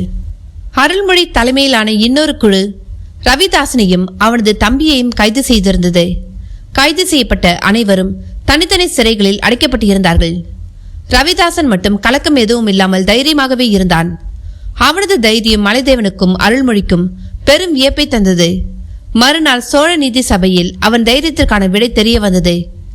மறுநாள் ஆதித்த கரிகாலனை கொன்றவர்கள் கைது செய்யப்பட்டார்கள் என்ற செய்தி நாடு முழுவதும் தீயாக பரவியது. மக்களிடையே அதுதான் பேசும் பொருளாக இருந்தது. நீலன் அம்பலவாணர் சொன்ன மூலிகையை கொண்டு வந்து சிகிச்சையை ஆரம்பித்தான். அவர் மெல்ல மெல்ல குணமடைய ஆரம்பித்தார். மறுநாள் தலைமை அமைச்சர் அனிருத்த பிரம்மராயர் தலைமையிலான சோழ நீதி சபை கூடியது. பிடிபட்ட குற்றவாளிகள் அனைவருமே ஆதித்த கரிகாலனை நாங்கள் தான் கொன்றோம் என்பதை ஒப்புக்கொண்டு விட்டார்கள். தங்களுக்கு பாண்டிய ஆபத்துதவிகள் உதவி செய்ததாகவும் அவர்கள் அனைவரும் இப்பொழுது வீரபாண்டியன் மகன் அமரபுஜங்கன் தலைமையில் இலங்கையில் தஞ்சமடைந்திருப்பதாகவும் கூறினார்கள். வீரபாண்டியன் கொலைக்கு பழிவாங்கவே ஆதித்த கரிகாலனை கொன்றதாக குற்றவாளிகள் ஒப்புக்கொண்டு விட்டனர். குற்றவாளிகள் குற்றத்தை ஒப்புக்கொண்டு விட்டதால் சபை தீர்ப்பளிக்க முடிவு செய்தது. எல்லோரும் குற்றவாளிகளுக்கு சிரச்சேதம், கழுமரம் போன்ற கொடிய தண்டனைகள் வழங்கப்படலாம் என்று ஆவலுடன் எதிர்பார்த்தனர். அவர்களின் மொத்த எதிர்பார்ப்பில் பிரம்மராயர் இடியை இறக்கினார். இந்த கொலையை செய்தவர்கள் யாராக இருந்தாலும் அவர்களை இந்த சபை தண்டித்துவிடும். ஆனால் இங்கே குற்றம் சாட்டப்பட்டிருப்பவர்கள் பிராமணர்கள். அவர்கள் கொலை செய்தாலும் தலையை மழுங்க சிறைக்க வேண்டும் என்று தான் மனுநீதி கூறுகிறது. அவர்களை நாம் கொலை செய்தால் பிரம்மஹத்தி தோஷம் பிடிக்கும். அது நாட்டுக்கும் மன்னனுக்கும் நல்லதல்ல. ஆதித்த கரிகாலன் கொலைக்கு பரிகாரமாக நாம் இவர்களை கொல்ல உத்தரவிட முடியாது. வேறு மாதிரியான தண்டனைகளை தான் நாம் யோசிக்க வேண்டும். இந்த குற்றவாளிகளுக்கு என்ன மாதிரியான தண்டனை தருவது என்று இந்த சபை 2 நாட்களுக்குள் யோசித்து தீர்ப்பளிக்கும் என்றார் பிரம்மராயர். அவரது இந்த தீர்ப்பு மக்களிடையே கோபத்தையும் கொந்தளிப்பையும் உருவாக்கின. அருள்மொழிவர்மனும் மலைதேவனும் குந்தவியும் நீதி சபையின் இந்த தீர்ப்பை சற்றும் எதிர்பார்க்கவில்லை. கொலைக்காரன் கிடைத்ததும் அவனை தண்டிக்க முடியாத கையேறு நிலையில் சோழ சாம்ராஜ்யம் தலைகுனிந்து நின்றது. ரவிதாசனும் அவனது சகோதரர்களும் விஷம புன்னகையுடன் ஒருவரை ஒருவர் பார்த்து கொண்டனர். அத்தியாயம் 7. இதுவரை சோழ சாம்ராஜ்யத்தில் இப்படி ஒரு தீர்ப்பு வழங்கப்பட்டதில்லை. சோழ நாட்டின் இணைய அரசனான ஆதித்த கரிகாலனை கொன்ற கொலைக்காரர்களை தண்டிக்கவே முடியாது என்பதும் அவர்களுக்கு மொட்டையடிப்பது மட்டும்தான் அதிகபட்ச தண்டனையாக இருக்க முடியும் என்பதும் மக்களிடையே பரபரப்பான பேசும் பொருளானது. தீர்ப்பு வழங்கப்பட்ட அன்று இரவு தஞ்சை அரண்மனையில் மந்திர ஆலோசனை கூட்டம் துவங்கியது. அதில் பங்கு பெற்றது 3 நபர்கள் மட்டும்தான். அருள்மொழிவர்மன், மலைதேவன், குந்தவி என்ற 3 பேர் மட்டும்தான் அந்த ஆலோசனை கூட்டத்தில் இருந்தனர். அருள்மொழிவர்மன் ஆழ்ந்த சிந்தனையில் இருந்தான். என் மைத்துனனை கொன்றவர்கள் பிடிபட்டு விட்டார்கள். ஆனால் அவர்கள் நம் கண்ணெதிரே இருந்தும் நம்மால் அவர்களை எதுவும் செய்ய முடியவில்லை என்பதை நினைக்கும் பொழுது எனக்கு கோபமும் ஆற்றாமையும் வருகிறது. ஆதித்த கரிகாலனை காப்பாற்ற தவறிய குற்றத்திற்காக வந்தியத்தேவன் என்ற என் உண்மையான அடையாளத்தை இழந்து மலைதேவன் என்ற புனைப்பெயரில் நான் 12 ஆண்டுகளாக வாழ்ந்து கொண்டிருக்கிறேன். நான் வீட்டு சிறையில் இருப்பதாக நாடும் நாட்டு மக்களும் நினைத்துக் கொண்டிருக்கிறார்கள். எதிரிகள் இந்த 12 ஆண்டுகளும் வெளியே சுதந்திரமாக மகிழ்ச்சியாக இயல்பான வாழ்வை வாழ்ந்து கொண்டிருக்கிறார்கள். என் மனைவி மட்டும் மலைதேவன் என்ற பாத்திரத்தை உருவாக்கி உலாவ விடாவிட்டால் இந்த வந்தியத்தேவன் வீட்டு சிறையில் அல்லவா காலத்தை கழித்திருப்பான் என்றான் ஆற்றாமையுடன் மலைதேவன். நடந்ததை மறந்துவிடுங்கள், இனி நடக்கப் போவதை பற்றி யோசிப்போம் என்றாள் குந்தவை. இந்த கொலைக்கு திட்டம் வகுத்து கொடுத்த சூத்திரதாரி மிகவும் புத்திசாலி. கொலைக்காரர்கள் நாளை பிடிபட்டாலும் அவர்களின் உயிருக்கு எந்த ஆபத்தும் வரக்கூடாது என்று யோசித்து கொலைக்காரர்களை தேர்வு செய்திருக்கிறான் என்றான் அருள்மொழிவர்மன். ஆம், அதனால்தான் எதிரிகள் அகப்பட்டதும் உடனே கொலைப்பழியை ஏற்றுக்கொண்டு விட்டனர். இதே வேறு நபர்களாக இருந்தால் நாங்கள் கொலை செய்யவில்லை என்று மறுத்திருப்பார்கள். கொடிய சித்திரவதைகளுக்கு ஆளாகி இருப்பார்கள். ஆனால் இவர்கள் உடனேயே கொலையை ஏற்றுக்கொண்டனர். அவர்களுக்கு தங்கள் உயிர் பறிபோகாது என்று உறுதியாக தெரிந்திருக்கிறது. இவர்களுக்கு உதவி செய்த பாண்டிய ஆபத்துதவிகள் காரியம் முடிந்ததும் கண்டு கொண்டு விட்டார்கள் என்றான் வந்தியத்தேவன். இவர்கள் பாண்டிய ஆபத்துதவிகளுக்கு ஏன் உதவி செய்ய வேண்டும் என்று யோசித்து பார்த்தீர்களா என்றாள் குந்தவை. அதற்கும் காரணம் இருக்கிறது. கொலைக்காரர்களில் ஒருவனான சோமன் பாண்டிய நாட்டில் அரசு அதிகாரியாக பணியாற்றியிருக்கிறான். அங்கே நல்ல முறையில் வேலை செய்ததற்காக பிரம்மாதிராஜன் என்ற பட்டமும் பெற்றிருக்கிறான். வீரபாண்டியன் கொல்லப்பட்டு பாண்டிய நாடு சோழ நாட்டுடன் இணைக்கப்பட்ட பிறகு அவன் தன் வேலையை இழந்து இங்கே தன் அண்ணன் ரவிதாசனிடம் அடைக்கலமாக வந்துவிட்டான். ரவிதாசன் தன்னுடைய செல்வாக்கை பயன்படுத்தி இங்கே வேலை வாங்கி கொடுத்தான். அவன் வேலைக்கு சேர்ந்த பிறகு பாண்டிய ஆபத்துதவிகள் அவனை சந்தித்திருக்க வேண்டும். பழைய பாண்டிய விசுவாசத்தில் சோமன் அவர்களுடன் இணைந்திருக்க வேண்டும். இவர்கள் அனைவரும் சேர்ந்து ரவிதாசன் சகோதரர்களின் மனதை மாற்றி சோழ நாட்டிற்கு எதிராக செயல்பட செய்திருக்க வேண்டும் என்றான் மலைதேவன். நீங்கள் சொல்வதுதான் சரியாக இருக்க வேண்டும். பாண்டிய விசுவாசம் சோழ விசுவாசத்தை வீழ்த்திவிட்டது என்றான் அருள்மொழி. நீங்கள் சொல்வது சரியாக இருக்கலாம். எனக்கெனவோ இவர்கள் ஆதித்த கரிகாலனை கொல்ல திட்டமிட்டுவிட்டு அந்த கொலைப்பழியை யார் மீதாவது போட வேண்டும் என்றே பாண்டிய ஆபத்துதவிகளை துணைக்கு வைத்துக் கொண்டது போல் தோன்றுகிறது என்றாள் குந்தவை. இருக்கலாம். ஆனால் வீரபாண்டியன் கொலைக்கு பழிவாங்கும் காரணம் பாண்டிய ஆபத்துதவிகளுக்கு இருக்கிறது. ஆனால் இந்த பிராமணர்கள் ஆதித்த கரிகாலனை கொல்ல என்ன காரணம் இருக்க முடியும் என்றான் வந்தியத்தேவன். சரியான கேள்வி. ஆனால் இதற்கு விடைதான் தெரியவில்லை. அதை பிறகு தேடுவோம். முதலில் பிடிபட்ட குற்றவாளிகளை என்ன செய்வதென்று யோசிப்போம். சரி. அவர்களின் உயிரை நாம் பறிக்க முடியாது. உடலில் எந்த பாகத்தையும் சேதப்படுத்த முடியாது. தலைமுடியை மொட்டையடிப்பதை தவிர. அதுதான் மீண்டும் முளைத்து விடுமே. இது ஒரு தண்டனையா? அப்படித்தான் மனுநீதி சொல்வதாக அனிருத்த பிரம்மராயர் சொல்கிறார். அவரும் அவர்கள் இனம் தானே. இனம் இனத்தை காப்பாற்ற நினைப்பது இயல்பு தானே. நாம் அவர்களின் சொத்துக்களை பறிமுதல் செய்யலாம். சொத்துக்களை பறித்த பிறகு நாம் அவர்களை மொட்டையடித்து இங்கேயே வாழ அனுமதிக்கப் போகிறோமா? அப்படி செய்ய போவதில்லை. அப்படி செய்தால் பின்னாட்களில் அரசர்களை கொல்ல பிராமண கொலையாளிகளை எதிரிகள் நியமித்து விடுவார்கள். அவர்களை நாடு கடத்தி விடுவோம். துரோகிகளுக்கு இந்த சோழ மண்ணில் இடமே இல்லை. அவர்களுக்கு பெண் கொடுத்தவர்கள், பெண் எடுத்தவர்கள், மாமன், மச்சான் என்று அனைத்து உறவுகளும் நாட்டை விட்டு வெளியேற வேண்டும். நல்ல தீர்ப்பு. இதைத்தான் 2 நாட்களுக்கு பிறகு அனிருத்த பிரம்மராயர் தீர்ப்பாக சொல்ல வேண்டும். சொல்வார். எனக்கு ஒரு சந்தேகம் என்றான் மலைத்தேவன். கேளுங்கள் என்றாள் குந்தவை. நாடு கடத்தப்படுபவர்கள் எங்கே செல்வார்கள்? அவர்களுக்கு யார் அடைக்கலம் தருவார்கள்? சோழ சாம்ராஜ்யத்தின் இணை அரசனை கொன்றவர்களுக்கு யார் அடைக்கலம் தருவார்கள்? அப்படி அடைக்கலம் தருவது சோழ சாம்ராஜ்யத்தை எதிர்ப்பது போலாகும் என்று அடைக்கலம் தருபவர்களுக்கு தெரியாதா என்ன? அவர்கள் எப்படியும் ஏதாவது ஒரு நாட்டிற்கு அடைக்கலமாக போய்தானே தீர வேண்டும் என்றான் மலைத்தேவன் குழப்பத்துடன். போய்தான் தீர வேண்டும். அவர்கள் உயிரோடு சோழ தேசத்திலிருந்து வெளியேறினால் தானே எங்கே போவது என்ற பிரச்சனை வரும் என்றாள் குந்தவை விஷம சிரிப்புடன். அருள்மொழியும் மலைத்தேவனும் புரியாமல் ஒருவரை ஒருவர் பார்த்து கொண்டனர். மலைத்தேவன், தேவி, உனக்கு என்ன பைத்தியம் பிடித்திருக்கிறதா? நாம் அவர்களை கொல்ல முடியாது. பிரம்மஹத்தி தோஷம் நாட்டையும் மன்னனையும் பிடிக்கும் என்று பிரம்மராயர் சொன்னதை மறந்துவிட்டாயா என்றான் சற்று கோபத்துடன். மறக்கவில்லை, நன்றாக நினைவிருக்கிறது. என் சகோதரனை கொன்றவர்களை உயிரோடு விட்டு வைக்க எனக்கு விருப்பமில்லை என்றாள் குந்தவை. அவளது முகத்தில் கோபம் தாண்டவமாடியது. அவள் முன்வைத்த காலை பின்வைக்க மாட்டாள் என்று இருவருக்குமே தெரியும். அனிருத்த பிரம்மராயரின் தீர்ப்பை மீறி தன் அண்ணனை கொன்றவர்களை இவளால் எப்படி பழிவாங்க முடியும் என்று இருவரும் திகைத்து நின்றனர். என் அண்ணனை கொன்றவர்களை பழித்திருக்காமல் நான் ஓய மாட்டேன் என்று இடிமுழக்கம் செய்தாள் குந்தவை. எப்படி என்று கேட்பது போல் தூரத்தில் ஒரு இடிமுழக்கம் எழுந்து அடங்கியது. அத்தியாயம் 8. அந்த மந்திர ஆலோசனை கூட்டம் நடைபெற்ற மறுநாள் அனிருத்த பிரம்மராயர் சிறையில் இருந்த குற்றவாளிகளை தனித்தனியாக சந்தித்தார். தன் இனத்தை சேர்ந்தவர்களை அரசனை கொலை செய்த குற்றத்திற்காக அகப்பட்டிருப்பது அவருக்கு மிகுந்த வேதனையும் சங்கடத்தையும் தந்து கொண்டிருந்தது. அருள்மொழியின் குந்தவியின் வேண்டுகோளுக்கு இணங்கத்தான் அவர் சிறையில் இருந்த குற்றவாளிகளை பார்க்க சம்மதித்தார். ஏற்கனவே ஆதித்த கரிகாலனை கொன்ற பிராமணர்களை தண்டிக்க முடியாது. அப்படி தண்டித்தால் அரசனுக்கும் நாட்டிற்கும் பிரம்மஹத்தி தோஷம் பிடிக்கும் என்று அவர் கூறியிருந்ததால் சந்தேகத்தின் நிழல் தன் மீது படிந்திருப்பதை அவர் நன்றாகவே உணர்ந்திருந்தார். இன்னமும் குற்றவாளிகளுக்கு தான் பரிந்து பேசினால் அவரும் சந்தேகத்தின் பேரில் குற்றவாளி கூண்டில் ஏற்றப்படுவார் என்பதையும் அவர் நன்றாகவே அறிந்திருந்தார். அருள்மொழியை கூட ஒரு கணக்கில் வைத்து விடலாம். குந்தவியை எந்த கணக்கிலும் வைக்க முடியாது. பழித்தீர்ப்பதில் அவள் ஒரு நச்சு பாம்பு. அரியணைக்கு ஆபத்து வரும்பொழுதெல்லாம் அவளுடைய விஷம் தோய்ந்த மறுபக்கம் வெளியே வந்துவிடும். அனிருத்த பிரம்மராயர் குற்றவாளிகளிடம் தனித்தனியாக பேசி பார்த்தார். நீங்கள் செய்த இந்த கொலை பாதகத்தால் ஒரு இனத்திற்கே இழிவு வந்து சேர்ந்து விட்டதே என்று அவர் அங்கலாய்ப்புடன் கூறினார். அதே நேரம் அவர் அருள்மொழி சொல்லும் தீர்ப்பை தான் தன்னால் நாளை நீதி சபையில் கூற முடியும் என்பதையும் தெளிவாக எடுத்து கூறிவிட்டார். அவரது எந்த சமாதான பேச்சுக்கும் சமரசத்திற்கும் குற்றவாளிகள் செவிசாய்க்கவே இல்லை. வேறு வழியில்லாத நிலையில் அனிருத்த பிரம்மராயர் தீர்ப்பின் ஒரு பகுதியை கசிவிட்டார். அது ஒரு ஆழம் பார்க்கும் முயற்சி என்பது அவருக்கு மட்டும்தான் தெரியும்.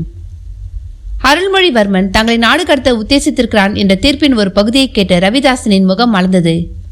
மனு தர்ம சாஸ்திரப்படி தங்களுக்கு தீர்ப்பு வழங்கப்படுமாயின் தங்கள் உயிருக்கு எந்த ஊரும் நேராது என்று அவன் நிம்மதியடைந்தான். நாடு கடத்தப்பட்டால் நீங்கள் எந்த நாட்டிற்கு அடைக்கலம் தேடி செல்வீர்கள் என்று பிரம்மராயரின் கேள்விக்கு குற்றவாளிகள் நால்வரும் சொல்லி வைத்தது போல் சேர நாட்டையே குறிப்பிட்டார்கள். தனித்தனி சிறையில் இருந்த அண்ணன் தம்பிகள் நால்வரும் ஒரே மாதிரியான பதிலை சொன்னது அவருக்கு வியப்பை தந்தது. அவர் சிறையிலிருந்து வெளியேறி நேராக குந்தவியிடம் சென்றார். குற்றவாளிகள் எங்கே அடைக்கலம் தேடி செல்ல இருக்கிறார்கள் என்ற தகவலையும் அவர் அவளிடம் கூறினார். சற்று நேரம் யோசனையில் மூழ்கியவள் பிரம்மராயருக்கு விடை கொடுத்து அனுப்பினாள். அதற்கு முன்பு அவள் கேட்டது ஒரே கேள்விதான். அந்த குற்றவாளிகளை விடுதலை செய்து நாடு கடத்த நல்ல நாள் ஒன்றை குறித்து கொடுங்கள் ராயரே. இதுதான் அவள் கேட்ட ஒரே கேள்வி. அவள் எதற்காக இப்படி ஒரு கேள்வியை கேட்கிறாள் என்று அவருக்கு புரியவே இல்லை. எப்பொழுதும் மனதிற்குள் பஞ்சாங்கத்தை மனப்பாடமாக வைத்திருக்கும் அவர் சட்டென்று மனதிற்குள்ளேயே கணக்கு போட்டு பார்த்துவிட்டு, இன்னும் 15 நாட்களுக்கு பிறகு நல்ல நாள் ஒன்று இருக்கிறது இளைய பிராட்டியே, அன்று அந்த குற்றவாளிகளை நாம் விடுதலை செய்யலாம் என்றார். அப்படியே செய்வோம், போய் வாருங்கள் என்று அவருக்கு விடை கொடுத்து அனுப்பினாள் அவள். இந்த 15 நாட்களுக்குள் என்னென்ன செய்ய போகிறாளோ தெரியவில்லையே என்ற குழப்பத்துடன் அங்கிருந்து நகர்ந்தார் பிரம்மராயர். அவர் அங்கிருந்து கிளம்பியதும் குந்தவை சிறிது நேரம் ஆழ்ந்த சிந்தனையில் மூழ்கி கிடந்தாள். அவளது மனதில் மெல்ல மெல்ல ஒரு திட்டம் உருவாக ஆரம்பித்தது.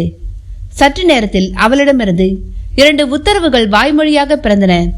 உத்தரவு 1, ரவிதாசனின் உற்றார் உறவினர் சொந்த பந்தங்கள் ஒருவரையும் விடாமல் கைது செய்வது. 2வது, தஞ்சையிலிருந்து சேரநாடு செல்லும் சாலை வழிகளில் இருக்கும் கனிதரும் தாவர வகைகளை வெட்டி வீழ்த்துவது. அவள் மனதில் இருந்த திட்டம் இதுதான். விடுவிக்கப்படும் ரவிதாசனின் குழுவினர் நடந்தே சேரநாட்டிற்கு போக வேண்டும். போகும் வழியில் அவர்களுக்கு உணவேதும் கிடைக்கக்கூடாது. பசியாலும் பட்டினியாலும் அவர்கள் அனைவரும் போகும் வழியிலேயே மரணமடைய வேண்டும். இதுதான் அவள் மனதில் இருந்த திட்டம். பிராமணர்களை கொன்றால் தானே பிரம்மஹத்தி தோஷம் பிடிக்கும்.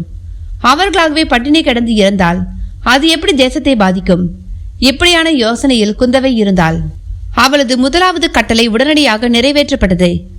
ரவிதாசனின் உற்றார் உறவினர்கள் கைது செய்யப்பட்டு சிறையில் தள்ளப்பட்டனர். தனித்தனி சிறைகளில் இருந்த சகோதரர்கள் 4 ஒரே சிறைக்கு மாற்றப்பட்டனர். அதே சிறையில் தங்கள் சொந்த பந்தங்கள் இருப்பதை பார்த்த ரவிதாசன் கோபத்தில் குமரினான். குற்றவாளிகளான எங்களை தண்டியுங்கள், அதை நாங்கள் ஏற்றுக்கொள்கிறோம்.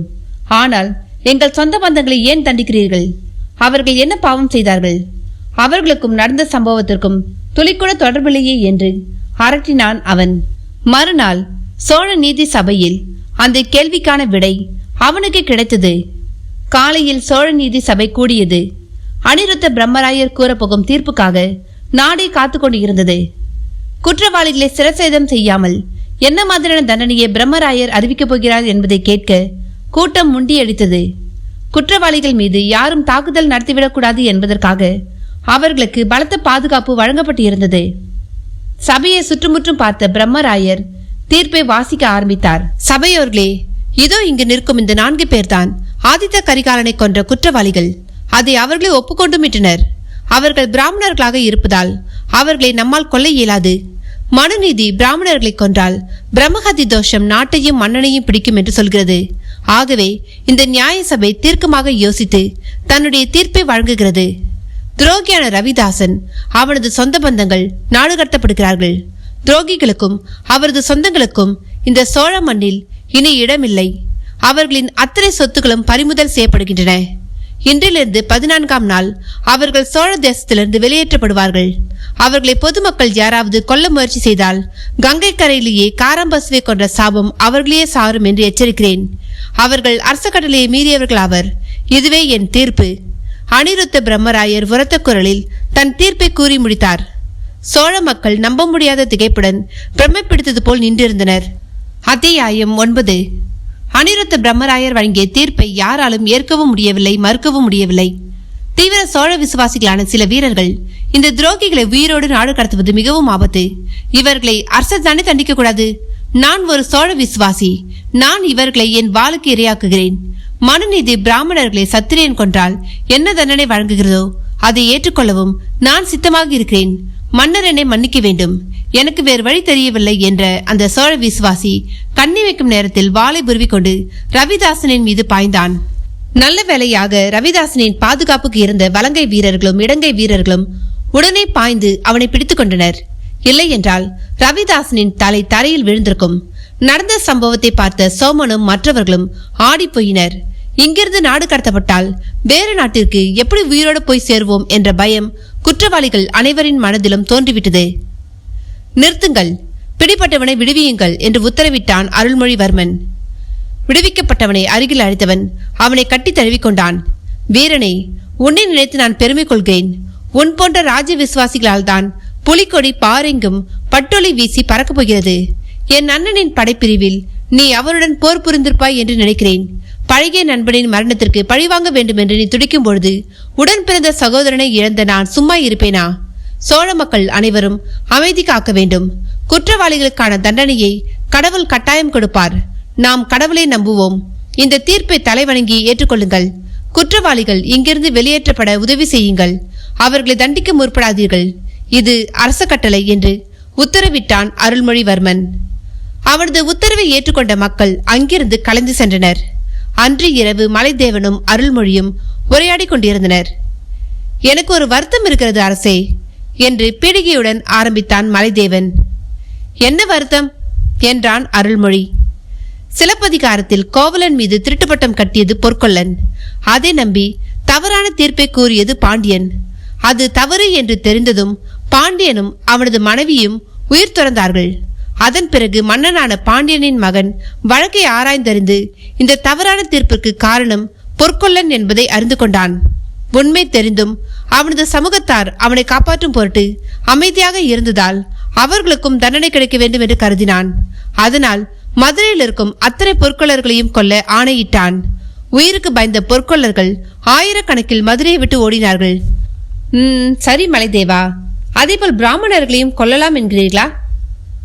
அவர்களை தான் கொல்ல முடியாதே, பிரம்மஹத்தி தோஷம் பிடித்து விடுமே. பிறகு அவர்களை என்னதான் செய்யலாம் என்கிறீர்கள் என்றான் அருள்மொழிவர்மன் குழப்பத்துடன். அவர்கள் நம் நாட்டில் மிகுந்த செல்வாக்கு பெற்றிருக்கிறார்கள். நாளை அவர்களில் ஒருவன் உங்களையே கொல்ல துணியலாம். அதற்கு பிரம்மஹத்தி தோஷத்தை காரணமாக கூறலாம். அண்ணனை கொன்ற பிராமண சமூகத்தின் மீது நாம் எந்த நடவடிக்கையும் எடுக்காவிட்டால் மக்களிடையே கசப்புணர்வு தோன்றும். பிராமணர்களிடம் தங்களை யாரும் எதுவும் செய்ய முடியாது என்ற அலட்சியம் உண்டாகும். நீர் கூறுவது உண்மைதான். அதற்கு நாம் என்ன செய்வது? நாம் செய்ய வேண்டியது ஒன்றுதான். வடக்கே இருந்து பிராமணர்களை வரவழைத்து அவர்களின் ஆலோசனையை கேட்டு நடக்க வேண்டியதுதான். இங்கே இருக்கும் பிராமணர்களுக்கு அப்பொழுதுதான் மனதிற்குள் பயம் வரும். நமது முக்கியத்துவம் குறைகிறதே என்ற பதட்டம் வரும். எல்லாவற்றுக்கும் காரணம் ரவிதாசன் என்ற பிராமணன் செய்த தவறுதான் என்று அவர்களுக்கு புரியும். வடக்கே உள்ள பிராமணர்கள் இங்கே வருவார்களா? பொன்னையும் பொருளையும் அள்ளி கொடுத்தால் வர மறுப்பார்களா என்ன? அவர்களுக்கென்று சதுர்வேதி மங்கலம் என்ற கிராமத்தை உருவாக்குவோம். அவர்களுக்கு விவசாய நிலங்களை இலவசமாக தருவோம், வீடு கட்டி தருவோம். நாம் இப்படி செய்வது உள்ளூர் பிராமணர்களுக்கு பெரிய அடியாக இருக்கும். சரியாகத்தான் சொல்கிறீர். நாளையே நமது அமைச்சர் ஒருவரின் தலைமையில் ஒரு குழு வடக்கே உள்ள பிராமணர்களை அழைத்து வர கிளம்பட்டும். சதுர்வேதி மங்கலம் உருவாகட்டும். அதற்கான வேலைகள் உடனே துவங்கட்டும் என்றான் அருள்மொழிவர்மன். உத்தரவு மன்னா என்ற மலைதேவன் அங்கிருந்து கிளம்பினான். சதுர்வேதி மங்கலத்திற்கான வேலைகள் உடனே துவங்கின. வந்தியத்தேவனின் யோசனையை கேட்ட குந்தவை மனம் மகிழ்ந்தாள். சதுர்வேதி மங்கலத்தில் குடியேற்ற வடக்கிலிருந்து பிராமணர்களை அழைத்து வரப்போகும் செய்தி அறிந்த உள்ளூர் பிராமணர்கள் அதை பற்றி அருள்மொழியிடம் நேரில் கேள்வி எழுப்ப முடியாமல் வாயெடுத்து போய் நின்றிருந்தனர். தங்களை பழிவாங்கவே வேண்டுமென்றே அருள்மொழி இப்படி செய்கிறான் என்று அவர்களுக்கு புரிந்துதான் இருந்தது. அதே நேரம் சிறையில் இருந்த ரவிதாசன் குழுவினரிடம் கசப்புணர்வு தோன்ற ஆரம்பித்தது. கொலை செய்தது நீங்கள், அப்பாவிகளான நாங்கள் ஏன் தண்டிக்கப்பட வேண்டும் என்று அவனது உறவினர்களில் சிலர் பிரச்சனை செய்ய துவங்கியிருந்தனர். அது வெறும் முணுமுணுப்பாகவே இருந்தது. வர்மம் கற்று வைத்திருந்த ரவிதாசனை நேரடியாக எதிர்க்கும் துணிவு யாருக்கும் இல்லை. அமைதியாக இருந்த ரவிதாசனும் சோமனும் ஒரு விஷயத்தை கவனிக்க தவறவில்லை. சிறையில் இருக்கும் அவர்களுக்கு விதவிதமான உணவு வகைகள் குறைவின்றி வழங்கப்பட்டுக் கொண்டிருந்தன. குந்தவையின் உத்தரவுதான் அதற்கு காரணம். எல்லாம் வழக்கத்திற்கு விரோதமாக இருக்கிறது. எதற்காக நாம் கேட்காமலேயே இத்தனை உணவுகளை வழங்குகிறார்கள் என்றான் சோமன் குழப்பத்துடன். வெட்டப்பட போகும் ஆட்டிற்கு அதிக தீனி வைப்பது வழக்கம் தானே என்றான் ரவிதாசன். நாம் இங்கிருந்து வெளியேறி வேறு எங்கு செல்ல போகிறோம்? சேர நாட்டிற்கு. அங்கு நமக்கு அடைக்கலம் கிடைக்கும். இந்த உணவு வழங்கும் மர்மம் தான் எனக்கு விளங்கவில்லை. இன்னும் 12 நாட்களில் எல்லாமே ஒரு முடிவுக்கு வந்துவிடும் என்றான் ரவிதாசன். அவன் கூறியபடி விரைவிலேயே அந்த 12வது நாளும் முடிந்தது. அத்தியாயம் 10. 12ஆம் நாள் காலை ஆதித்த கரிகாலனை கொன்ற துரோகிகளின் கூட்டமும் அவர்களின் சொந்த பந்தங்களும் சோழ நாட்டை விட்டு வெளியேற்றப்பட்டிருந்தனர். அவர்கள் சிறையில் இருந்த 15 நாட்கள் இடைவெளியில் சோழ நாட்டிலிருந்து வெளியேறும் அத்தனை வழிகளிலும் இருந்த கனிதரும் மரங்கள் அனைத்தும் வேரோடு வெட்டி வீழ்த்தப்பட்டிருந்தன. எல்லாமே குந்தவியின் வாய்மொழி உத்தரவுதான். வெளியேறுபவர்களை பட்டினி போட்டி கொள்ளும் உத்தேசத்துடன் அவள் அந்த கட்டளையை பிறப்பித்திருந்தாள். நாட்டு மக்களுக்கும் அவளது பழிவாங்கும் உணர்வு தெரிந்தே இருந்தது. அவர்களுக்கும் அதே எண்ணம் தான் இருந்தது. அதை குந்தவை செயல்படுத்தியதில் அவர்களுக்கும் உள்ளூர மகிழ்ச்சிதான். அவர்களும் மகிழ்ச்சியுடன் தங்கள் வீடுகளுக்கு முன்னால் இருந்த மரங்களை வெட்டி வீழ்த்தினார்கள். தோட்டம் துறவு வைத்திருந்தவர்கள் உடனே முன்மரங்களை வெட்டி வேலி அமைத்து ஆட்கள் யாரும் உள்ளே நுழைய முடியாதபடி செய்தனர். தங்களை பட்டினி போட்டி கொள்ள சோழ நாட்டு மக்கள் தீர்மானம் செய்திருப்பது தெரியாமல் ரவிதாசன் குழுவினர் தஞ்சையிலிருந்து கிளம்பினர். ஆண்கள், பெண்கள், குழந்தைகள் என்று 200 பேருக்கு மேலானவர்கள் கால்நடையாக கிளம்பினார்கள். அப்பொழுதைக்கு அவர்களுக்கு இருந்த ஒரே சந்தோஷம் உயிர் பிழைத்திருப்பது மட்டும்தான். ஆனால் நடக்க ஆரம்பித்த ஒரு நாளிலேயே அவர்களுக்கு குந்தவியின் திட்டம் புரிந்துவிட்டது. அவர்களுக்கு உண்ண எதுவுமே கிடைக்கவில்லை. பொன்னும் பொருளும் அவர்களின் உடலை அலங்கரித்தன. ஆனால் அவற்றுக்கு அவர்களின் பசியை போக்கும் சக்தி இல்லை. அவர்கள் அவற்றையெல்லாம் கழட்டி கொடுத்து இறங்கினாலும் அவர்களின் வயிற்றுக்கு எதுவும் கிடைக்கவில்லை. வழியில் இருந்த கிணறுகளிலும் நீர் ஆதாரங்களிலும் நீரை பருகியபடி அவர்கள் பயணம் தொடர்ந்து கொண்டிருந்தது. பசியால் அவர்களின் சக்தி குறைய குறைய அவர்கள் நடையின் வேகம் குறைந்து கொண்டே வந்தது. அளவுக்கு அதிகமான பசியால் அவர்களுக்கு கோபமும் எரிச்சலும் வந்தது. உயிர் போனாலும் பரவாயில்லை என்று அவர்கள் ரவிதாசன் சகோதரர்களிடம் வாய் தகராறில் ஈடுபட்டனர். சண்டையிலும் சச்சரவிலும் அவர்களின் பயணம் தடைபட்டுக் கொண்டிருந்தது. எவ்வளவு விரைவாக சோழமலையிலிருந்து வெளியேறுகிறோமோ அவ்வளவு சீக்கிரம் உயிரை காப்பாற்றிக் கொண்டு விடலாம் என்று ரவிதாசனுக்கு புரிந்துதான் இருந்தது. அவன் அங்கிருந்து சீக்கிரமாக வெளியேற என்ன வழி என்று யோசிக்க ஆரம்பித்தான். குதிரைகளோ வண்டிகளோ கிடைத்தால் பாதி பேராவது உயிர் பிழைத்து விடலாம் என்று அவனுக்கு தோன்றியது. அவன் கையில் இருந்த பொன் பொருட்களை வைத்துக்கொண்டு அதற்கான முயற்சிகளில் இறங்கினான். ஆனால் அவனது முயற்சி தோல்வியில் முடிந்தது. சோழ மக்கள் பூநூல் அணிந்த அவனது கூட்டத்தாரை வெகு எளிதாக அடையாளம் கண்டுகொண்டு அவனது முயற்சிக்கு வெட்டு வைத்தனர். சேர நாட்டு எல்லையை அடையும் முன்பே அவர்களில் சரிபாதி பேர் பசியாலும் பட்டினியாலும் இறந்து போயிருந்தனர். அவர்களில் ரவிதாசன் சகோதரர்களும் அடக்கம். மீதம் இருந்தவர்கள் சேர நாட்டிற்குள் குற்றுயிரும் குறையுயிருமாக நுழைந்தனர். நடந்து முடிந்த அத்தனை சம்பவங்களும் உளவுப்படையின் மூலமாக குந்தவிக்கு உடனுக்குடன் தெரிவிக்கப்பட்டுக் கொண்டிருந்தன. ஆதித்த கரிகாலனை கொன்ற கொலைக்காரர்கள் பசியால் செத்து ஒழிந்தார்கள் என்ற செய்தியை கேட்ட குந்தவியின் உதடுகளில் ஒரு திருப்தி புன்னகை எழுந்தது.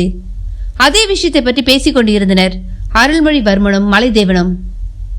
எப்படியோ அக்கா நினைத்ததை சாதித்து விட்டாள். எனக்கு இப்பொழுதுதான் மனம் அமைதி கொள்கிறது என்றான் அருள்மொழி. எனக்கும் தான். எப்படியோ என் ஆருயிர் நண்பனை கொன்றவர்களை பழிவாங்கியாகிவிட்டது. ஆனாலும் இது போதாது. நாம் அம்புகளை தண்டித்திருக்கிறோம். அம்புகளை ஏவி விட்ட வில்லாளனை நம்மால் கண்டுபிடிக்க முடியவில்லையே. அதற்கு காந்தலூரில் இருக்கும் அந்த பரிந்துரை கடிதம் நமக்கு கிடைக்க வேண்டும். அதற்கு முயற்சி செய்யலாம். காந்தலூர் சாலை இப்பொழுது யார் கட்டுப்பாட்டில் இருக்கிறது? சேரமன்னன் பாஸ்கர ரவிவர்மனின் கட்டுப்பாட்டில். அவனும் காந்தலூர் சாலையில் படித்த மாணவன் தான். சேர மன்னர்கள் அனைவரையும் தேர்ந்தெடுப்பது காந்தலூர் சாலையில்தான். நம்போல் பரம்பரை அரச பதவி அவர்களுக்கு கிடையாதுதானே? ஆமாம். அப்படியானால் நாம் அவர்களின் அடிமடியிலேயே கையை வைப்போம். ஆதித்த கரிகாலனை கொன்ற கொலையாளிகள் காந்தலூர் சாலையில் தான் வர்மக்கலையை கற்றிருக்கிறார்கள். சதித்திட்டம் காந்தலூர் சாலையில் தான் உருப்பெற்றிருக்கிறது. நிராயுத பாணியுடன் போர் புரிவது தமிழர் மரபல்ல. வர்மம் ஒருவனை நிராயுதபாணியாக்குகிறது. அது யுத்த தர்மத்தை மீறிய செயல். எனவே போர் மரபிற்கு முரணாக கலையை கற்றுக் கொடுக்கும் காந்தலூர் சாலையை உடனே மூட வேண்டும். அங்கே இருக்கும் ரவிதாசனுக்கான பரிந்துரை கடிதம் இங்கே வர வேண்டும். இரண்டுக்குமே பாஸ்கர் ரவிவர்மன் ஒப்புக்கொள்வான் என்று நினைக்கிறீர்களா? ஏன் ஒப்புக்கொள்ள மாட்டான்? முதல் நிபந்தனையை அவன் ஏற்றுக்கொண்டால் குரு துரோகம் செய்தவன் ஆவான். அரசனை தேர்ந்தெடுக்கும் தங்களின் அதிகாரம் பறிப்போவதாக தம்புரான்கள் நினைப்பார்கள். அவர்கள் அவனுக்கு ஒத்துழைக்க மாட்டார்கள். அவனை தீர்த்து கட்டவும் அவர்கள் முயற்சி செய்யலாம். உண்மைதான். ஆனால் இப்படி யோசித்து பாருங்கள். காந்தலூர் சாலையை இழுத்து மூடிவிட்டால் அவன் சுயேட்சையான அரசனாக மாறிவிடுவான். தம்பிரான்களின் அதிகார ஆதிக்கத்திலிருந்து விடுதலை பெறுவான். இதுவும் நல்ல யோசனைதான். நாணயத்தின் இரண்டு பக்கங்களைப் போல இரண்டு முடிவுகள் கிடைக்கலாம். பாஸ்கர் ரவிவர்மன் எதை தேர்ந்தெடுக்கப் போகிறான் என்று தெரியவில்லையே. நாம் இரண்டு வாய்ப்புகளை அவனுக்கு தருகிறோம். அதில் அவன் எதை தேர்ந்தெடுக்கிறான் என்பதில் அடங்கியிருக்கிறது அவனது புத்திசாலித்தனம். அதுவும் சரிதான். நான் பாஸ்கர் ரவிவர்மனுக்கு ஓலையை தயார் செய்கிறேன். நாளை காலை நீங்கள் அதை படித்து பார்த்துவிட்டு அபிப்பிராயத்தை சொல்லுங்கள். ஓலையை சேர நாட்டிற்கு கொண்டு செல்ல தூதுக்குழு ஒன்றையும் ஏற்பாடு செய்து வைக்கிறேன். நல்லது. நம்முடைய இந்த நிபந்தனைகளை அவன் ஏற்றுக்கொள்ளாவிட்டால் என்று கேள்விக்குறியோடு நிறுத்தினான் மலைதேவன். வேறென்ன, போர்தான் என்றான் அருள்மொழி. இந்த போருக்கு தலைமை தாங்க போவது யார்? நீங்கள் தானே? இல்லை, நான் தலைமை தாங்க போவதில்லை. பிறகு யார் தலைமை தாங்க போகிறார்கள் என்ற மலைதேவன் மனதில் ஒருவேளை நமக்கு அந்த வாய்ப்பு கிடைக்குமோ என்ற நப்பாசை எழுந்தது. 16 வயது நிரம்பிய என் மகன் ராஜேந்திரன் தரைப்படைக்கு தலைமை தாங்குவான். விழிஞ்சம் துறைமுகத்தில் இருக்கும் நமது கடற்படை காந்தலூரை கடல் வழியாக முற்றுகையிடும் என்றான் கம்பீர குரலில் அருள்மொழி. மறுநாள் தூதுக்குழு ஒன்று சேர நாட்டை நோக்கி கிளம்பியது. சேர நாட்டின் எதிர்காலம் ஓலை வடிவில் தூதனிடையில் இருந்தது. பாஸ்கர ரவிவர்மன் சேர நாட்டை நோக்கி 4 கால் பாய்ச்சலில் அபாயம் நெருங்கி வருவதை அறியாமல் இருந்தான். அத்தியாயம் 11. மறுநாள் சோழ நாட்டிலிருந்து ஒரு தூதுக்குழு ஒன்று சேர நாட்டை நோக்கி கிளம்பியது. அதே நேரம் பாஸ்கர் ரவிவர்மன் தன் அரண்மனையில் குழப்பத்தில் இருந்தான். சோழ நாட்டிலிருந்து நாடு கடத்தப்பட்ட குற்றவாளிகளை எந்த நாடும் அகதிகளாக ஏற்று அடைக்கலம் தர முன்வராத பொழுது நாம் அப்படி ஏற்றுக்கொண்டால் சோழ நாட்டின் பகைமையை ஏற்க வேண்டியதாக இருக்கும் என்று அனைவருக்கும் தெரியும் பொழுது தன்னை மட்டும் எதற்காக இந்த காரியத்திற்காக சம்மதிக்க வைத்தார் தன்னுடைய குருநாதர் அச்சுதவர்மன் என்று அவனுக்கு புரியவே இல்லை. அச்சுதவர்மன் தான் காந்தலூர் சாலையின் தலைமை ஆசிரியன், குரு, ஆசான் எல்லாமே. சேர நாட்டின் அடுத்த மன்னனாக தன்னுடைய பாடசாலையில் பயிலும் மாணவர்களில் யார் யார் தகுதியுடையவர்கள் என்று தேர்ந்தெடுப்பதே அவன்தான். அவன் தேர்ந்தெடுத்த மாணவர்களில் தலை சிறந்தவனை மன்னனாக தேர்ந்தெடுப்பதுதான் தம்பிரான்களின் வேலை. அப்படி தேர்ந்தெடுக்கப்படும் மன்னன் தன் பெயருக்கு பின்னால் வர்மன் என்ற பட்டப்பெயரை சேர்த்துக் கொள்வார்கள். அரசர்களையே தேர்ந்தெடுக்கும் அதிகாரம் படைத்தவன் ஆதலால் காந்தலூர் சாலையின் தலைமை ஆசிரியனும் தன் பெயருக்கு பின்னால் வர்மன் என்ற பெயரை சேர்த்துக் கொள்வதுண்டு. பாஸ்கர ரவிவர்மனுக்கு எல்லா கலைகளையும் கற்றுக் கொடுத்து மன்னனுக்கான போட்டியில் அவனை கலந்து கொள்ள வைத்தது அச்சுதவர்மனே. அதனால் அவனுக்கு எப்பொழுதும் நன்றி கடன் பட்டவனாக இருந்தான் பாஸ்கர ரவிவர்மன். தன் மாணவன் அரசனாகிவிட்டான் என்பதற்காக அவனிடம் எந்த ஒரு உதவியையும் அச்சுதவர்மன் இதுவரை கேட்டதில்லை. அவன் கேட்ட ஒரே ஒரு உதவி, அருள்மொழியால் நாடு கடத்தப்பட்ட ஆதித்த கரிகாலனை கொன்ற எதிரிகளுக்கு சேர நாட்டில் அடைக்கலம் தர வேண்டும் என்ற ஒரே ஒரு உதவி மட்டும்தான். அரசியல் போதித்த தன் ஆசானுக்கு இதனால் விளையும் விளைவுகள் நன்றாக தெரிந்திருந்தும் இப்படி ஒரு வேண்டுகோளை முன்வைக்கிறாரே என்று ரவிவர்மனுக்கு ஆச்சரியம்தான். தன் ஆச்சரியத்தை அவன் வாய்விட்டு கேட்கவும் செய்தான். இதன் பின் விளைவுகளை பற்றி அறியாமலா நான் இதை கேட்டிருப்பேன் என்று நினைக்கிறாய்? நான் ஏன் அவர்களை காப்பாற்ற சொல்கிறேன் என்றால், நான் அவர்களுக்கு நன்றி கடன் பட்டிருக்கிறேன். அதை மட்டும் தான் இப்பொழுது என்னால் கூற முடியும். இதற்கான விளக்கத்தை நான் உனக்கு பிறகு கூறுகிறேன் என்ற அச்சுதவர்மன் அதன் பிறகு இந்த விஷயத்தை பற்றி பேசவே இல்லை. தன் குருவின் கட்டளை நிறைவேற்றுவதை தவிர அவனுக்கு வேறு வழி தெரியவில்லை. அவன் சோழ நாட்டிலிருந்து வந்த அகதிகளுக்கு வேண்டிய வசதிகளை செய்து கொடுத்தான். இவையெல்லாம் நடந்து முடிந்த 4-5 நாட்களுக்கு பிறகு சோழ நாட்டின் தூதுக்குழு சேர நாட்டினுள் நுழைந்தது. ஏதோ விபரீதமாக நடக்கப் போகிறது என்று பாஸ்கர ரவிவர்மனின் உள்ளுணர்வு உணர்த்தியது. அகதியாக வந்தவர்களுக்கு அடைக்கலம் தந்ததை கண்டித்து சோழன் ஓலை அனுப்பியிருக்கலாம் என்றுதான் அவன் நினைத்தான். தூதுக்குழுவிற்கு உரிய மரியாதையை கொடுத்து வரவேற்றவன் தூதன் கொடுத்த ஓலையை படித்ததும் இடி விழுந்த மரமானான். ஓலையில் இருந்த எச்சரிக்கை வாசகங்களை உரத்த குரலில் சபைக்கு அவன் படித்து காட்டினான். அவன் படித்து முடித்ததும் சபை கொந்தளிக்க ஆரம்பித்தது. பாண்டிய நாட்டை அழித்ததும் அடுத்தது சேர நாட்டையும் அழிக்க வேண்டும் என்று திட்டமிடுகிறான் அந்த சோழன். எங்கள் நாட்டு மன்னரை தேர்ந்தெடுக்கும் காந்தலூர் சாலையை மூட சொல்ல அடுத்த நாட்டை சார்ந்தவனுக்கு என்ன தைரியம் இருக்க வேண்டும்? சபையில் ஆங்காங்கே பேச்சு சத்தம் சலசலக்க ஆரம்பித்தது. எதிர்ப்பும் கோபமும் கலந்த ஆவேச பேச்சு குரல்கள் கேட்க ஆரம்பித்தன. பாஸ்கர ரவிவர்மன் தன் கைகளை உயர்த்தி சபை அமைதியாகட்டும் என்றான். சபை அமைதியானது. தூதனே, உன் அரசன் எழுதி அனுப்பிய ஓலையை முழுதாக படித்தேன். அவன் இதில் எழுதியிருக்கும் எதையும் என்னால் செய்ய முடியாது என்று போய் கூறு. விளைவுகளை யோசித்து பதில் சொல்லுங்கள் மன்னரே. சபையோரின் கோபத்தையும் கொந்தளிப்பையும் பார்த்து உடனே முடிவெடுக்க வேண்டாம். ஆற அமர யோசித்து நிதானமாக ஒரு நல்ல முடிவை எடுங்கள். அதற்கு சில நாட்கள் தேவைப்பட்டாலும் பரவாயில்லை. ஒரு நல்ல செய்திக்காக நாங்கள் காத்திருப்போம். உங்களுக்கு காத்திருக்கும் கஷ்டம் வேண்டாம். நான் தீர்க்கமாக முடிவெடுத்து விட்டேன். நீங்கள் கிளம்பலாம். எங்கள் கடிப்பணியை மறுத்த பாண்டிய மன்னன் வீரபாண்டியனின் நிலைமை என்ன ஆனதென்று ஒருமுறை யோசித்து பாருங்கள். வீரபாண்டியனின் தலை கழியில் சொருக்கப்பட்டு கோட்டை வாசலில் நடப்பட்டது. அவன் மகன் அமர புஜங்கன் தன் நாட்டை இழந்து அனாதியாக அடுத்தவர் பராமரிப்பில் அண்டி வாழ்பவனாக இலங்கையில் அலைந்து கொண்டிருக்கிறான். நீ என்னை பயமுறுத்த பார்க்கிறாயா? இல்லை, வரும் பேரழிவை தடுத்து நிறுத்துங்கள் என்று சொல்கிறேன். எனக்கு அறிவுரை சொல்ல தூதன் உனக்கு தகுதி இல்லை. நல்லது கெட்டவைகளை தெளிவாக எடுத்து சொல்வதும் தூதனின் கடமைதான். அதிகம் பேசுகிறாய். அபாயத்தை தவிர்க்க. வரும் அபாயத்தை எதிர்கொள்ள நான் தயார். கோட்டை வாசலில் குத்தீட்டியால் குத்தப்பட்ட உங்கள் தலையை பார்க்க சோழ மக்களும் தயார்தான். பாஸ்கர ரவிவர்மனுக்கு கோபம் தலைக்கேறியது. தூதராக வந்ததால் உயிர் பிழைத்திருக்கிறாய். இல்லை என்றால் உயிர் போயிருக்கும். என் உயிர் போவதாக இருந்தால் அது களத்தில் மட்டும்தான் போகும். அதுவும் புலிக்கொடி பறப்பதை பார்த்த பிறகுதான் போகும். யார் அங்கே? இவனை உடனே கைது செய்து சிறையில் அடையுங்கள். சேரநாட்டு வீரர்கள் தூதரை சூழ்ந்தார்கள். வெளியே விலை கொடுத்து வாங்கிவிட்டீர்கள். இனி நடப்பதை எதிர்கொள்ளும் என்றான் சிரித்தபடி தூதன். தூதுக்குழுவை பார்த்த பாஸ்கர ரவிவர்மன் வாய் துடுக்காக பேசிய உங்கள் தூதனை நான் கைது செய்து சிறையில் தள்ளியிருக்கிறேன். தைரியமும் ஆண்மையும் இருந்தால் சேர நாட்டின் மீது போர் தொடுத்து உங்கள் தூதனை மீட்டுக் கொள்ளுங்கள் என்றான். தூதுக்குழு அங்கிருந்து கிளம்பியது. அவர்கள் சொல்வதை கவனமுடன் கேட்ட அருள்மொழி அவர்களுக்கு விடை கொடுத்து அனுப்பிவிட்டு மலைதேவனிடம் கேட்டான். தூதனிடம் ஓலையை மட்டும் தானே கொடுக்க சொன்னேன். அவன் ஏன் இப்படி வாய் துடுக்காக பேசி ரவிவர்மனை வம்பிழுத்தான்? அது நான் சொல்லித்தான் மன்னா. நினைத்தேன் இது உமது வேலையாகத்தான் இருக்கும் என்று. போரில் இவ்வளோ ஆர்வம் ஏன்? இடையில் இருக்கும் இந்த வாள் துருப்பிடித்து விடக்கூடாதல்லவா, அதற்காகத்தான். 12 ஆண்டுகளாக என் வாளுக்கும் வேலை இல்லைத்தான். இருவரது வாளுக்கும் சேரன் வேலை கொடுத்து விட்டான். தொடங்கட்டும் போர் என்றான் அருள்மொழி. இந்த வார்த்தைக்குத்தான் இத்தனை நாட்கள் தவம் இருந்தேன் என்றான் மலைதேவன். சோழ தேசம் போருக்கான ஏற்பாடுகளில் இறங்கியது. அத்தியாயம் 12. 16 வயது நிரம்பிய ராஜேந்திர சோழன் தலைமையில் சோழப்படை சேர நாட்டை நோக்கி கிளம்பியது. விழிஞ்சம் துறைமுகத்தில் இருந்த சோழனின் கடற்படை அங்கிருந்து கிளம்பி காந்தலூரை முற்றுகையிட்டது. பாஸ்கர ரவிவர்மன் தன் படைகளை காந்தலூர் சாலைக்கு அருகே குவித்திருந்தான். அவனுக்கு தேவையான படை உதவிகளை தம்புரான்கள் செய்திருந்தார்கள். சோழனை வெல்ல முடியுமா என்ற சந்தேகம் அனைவர் மனதிலும் இருந்தது. அச்சுதவர்மன் சிந்தனையில் ஆழ்ந்திருந்தான்.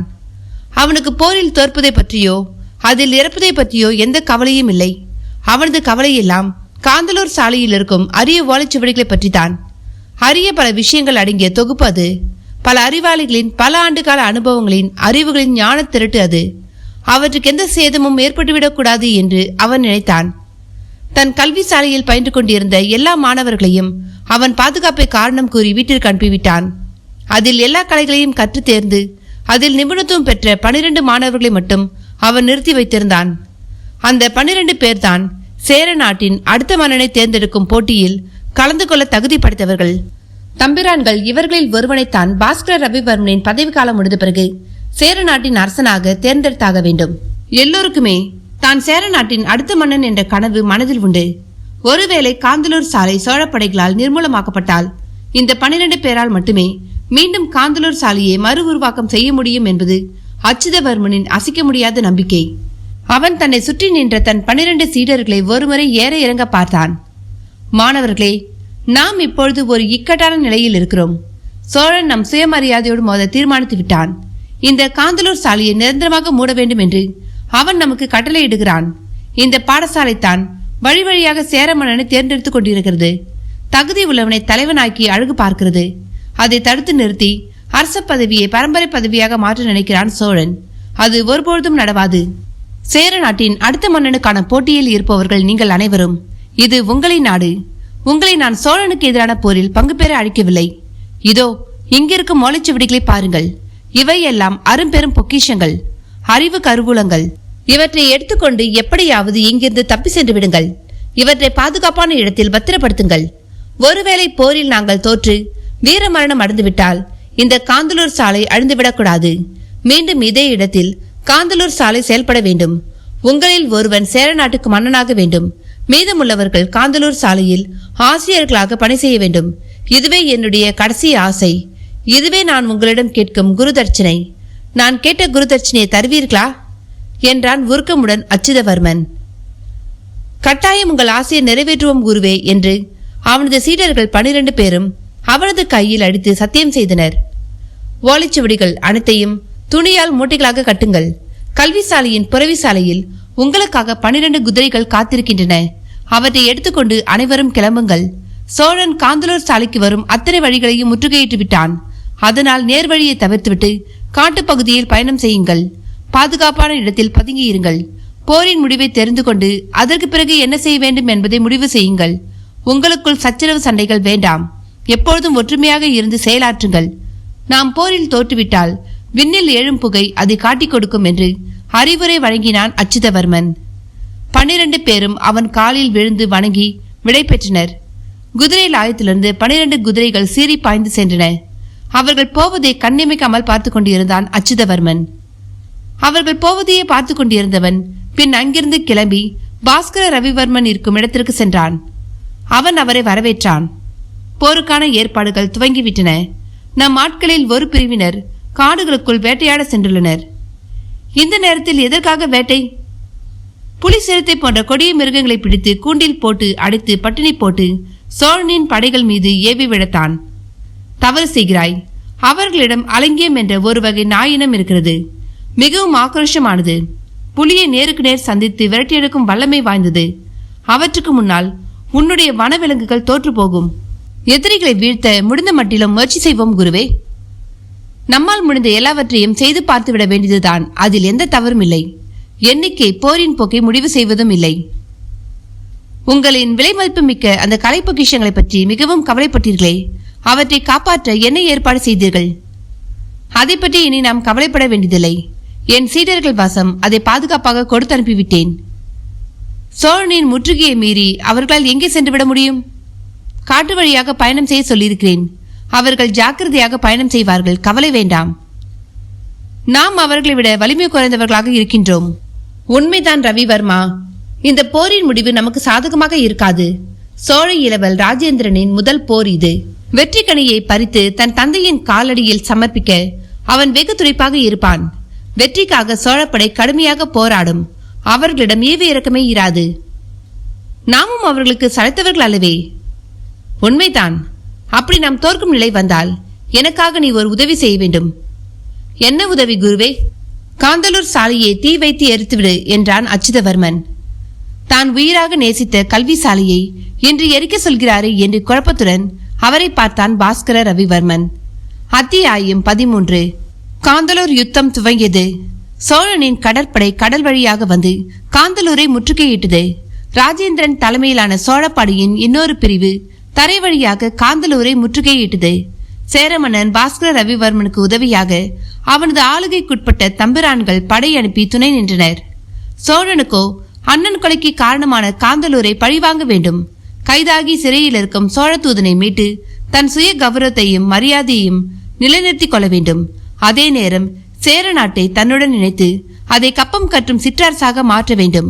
ஒரே கல்லில் 3 மாங்காய்களை அடித்துவிடும் நோக்கம் அருள்மொழியிடம் இருந்தது.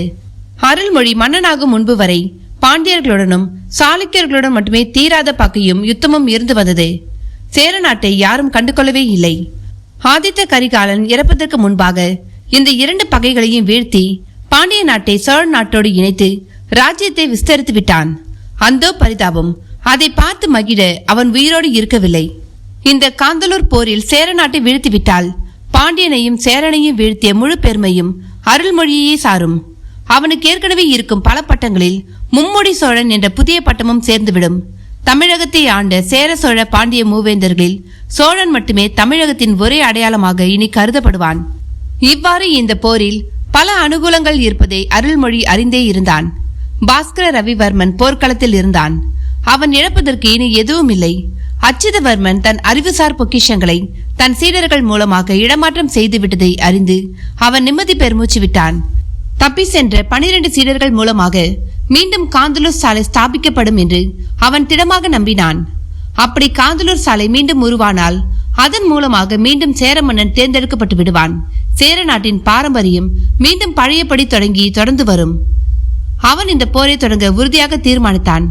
அவன் கையில் விதவிதமான கலர் துணிகளை வைத்திருந்தான். அவை ஒவ்வொன்றும் யுத்த விதிகளுக்கான குறியீடுகள். அவற்றுக்கு என்ன அர்த்தம் என்பது அவனது படை வீரர்களுக்கு மட்டும்தான் தெரியும்.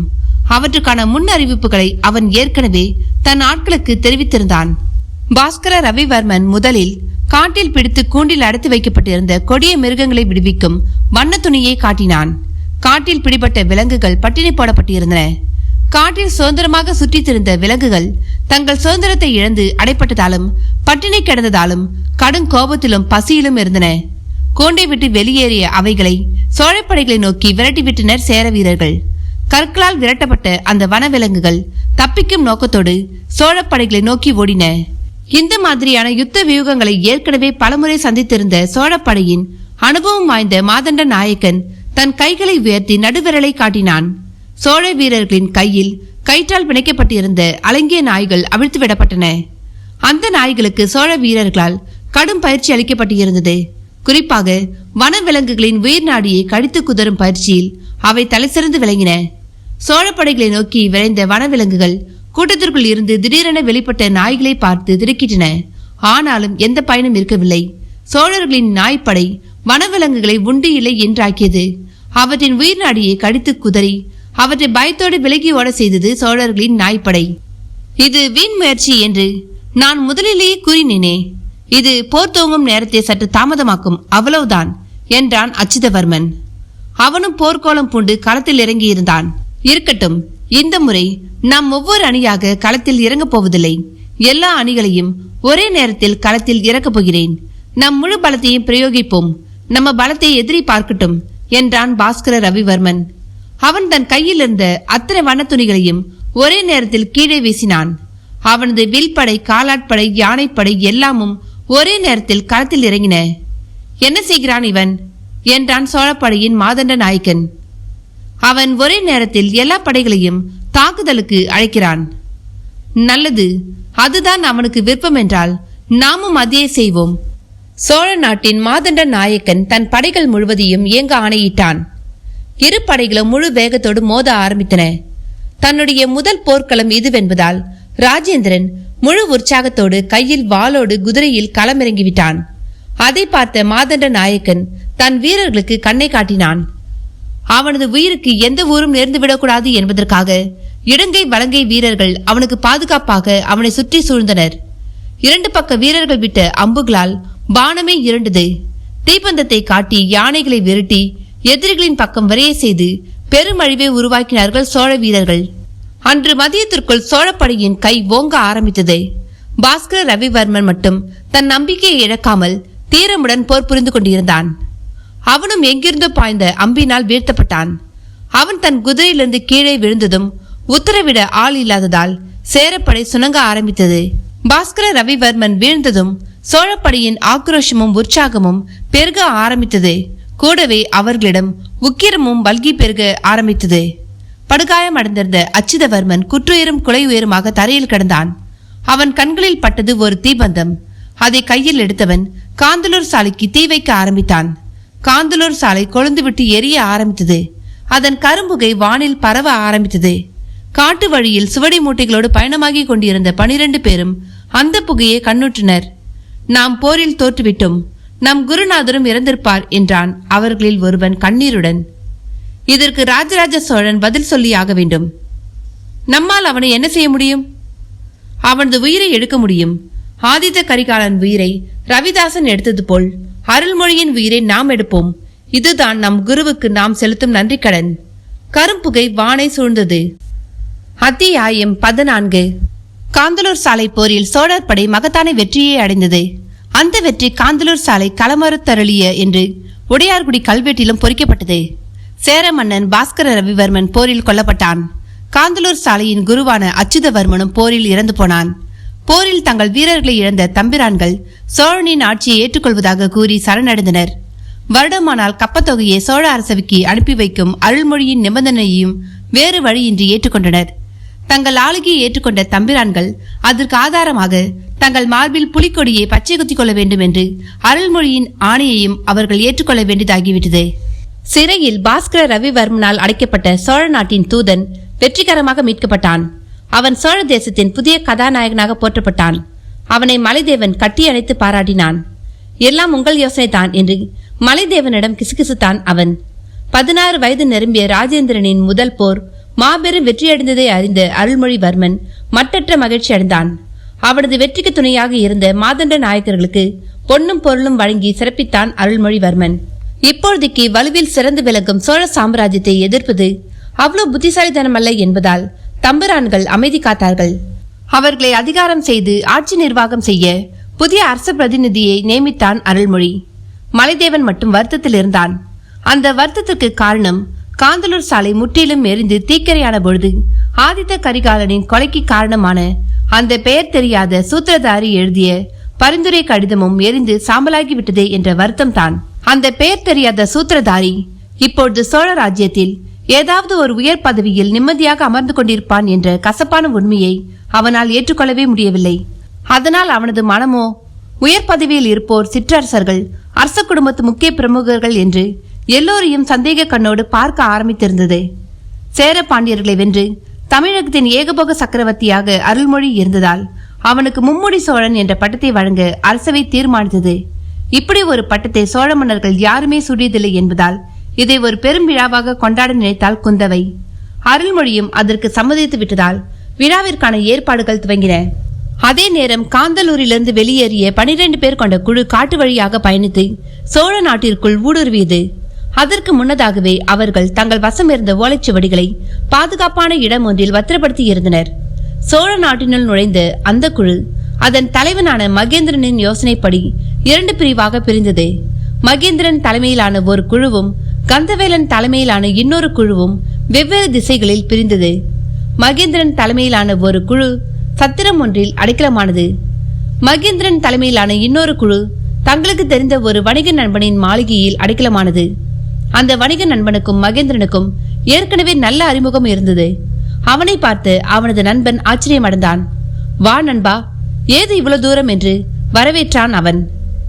எங்களுக்கு தான் நாடு என்று ஒன்று இல்லாமல் போய்விட்டதே, சேர நாடு தான் இப்பொழுது சோழ நாடாக மாறிவிட்டதே என்றான் கொதிப்பை அடக்கியபடி மகேந்திரன். இந்த அரசியலை பேசவா இவ்வளவு தொலைவு வந்தாய்? வியாபாரிக்கு அரசியல் தேவையில்லை நண்பா, அனைவரின் சகாயமும் ஆதரவும் அவனுக்கு தேவை. சரி, என்ன விஷயமாக என்னை தேடி வந்தாய்? சோழ நாடு வளம் பொருந்தியதாக இருக்கிறது.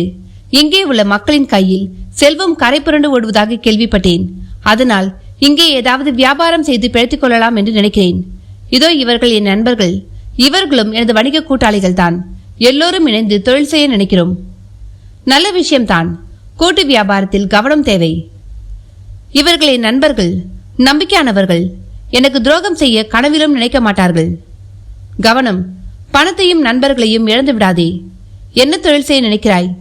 அந்த தொழிலில் உனக்கு முன் அனுபவம் இருக்கிறதா? பொருளை உற்பத்தி செய்து விற்பதில் எனக்கு விருப்பமில்லை நண்பா.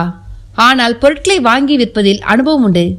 மக்களுக்கு தேவையான பொருட்களை வாங்கி விற்க விரும்புகிறேன். அதற்கு ஒரு கடையும் கிடங்கும் தேவை. அதை மட்டும் நீ ஏற்பாடு செய்து கொடுத்தால் போதும். வியாபாரத்தை நான் பார்த்துக் கொள்வேன். என் நண்பர்கள் எனக்கு உதவி செய்வார்கள். இப்பொழுதுதானே விஷயத்தை சொல்லியிருக்கிறாய். நாளை காலை வணிக வீதிகளை அலசி வாடகைக்கு உனக்கு ஒரு கடையையும் கிடங்கையும் ஏற்பாடு செய்கிறேன். இப்பொழுது உன் நண்பர்களை அழைத்துக் கொண்டு உள்ளே வா. நாம் உணவருந்தலாம், பிறகு தூங்கலாம். நாளை உனக்கானவை கிடைத்துவிடும். அதற்கு நான் பொறுப்பு.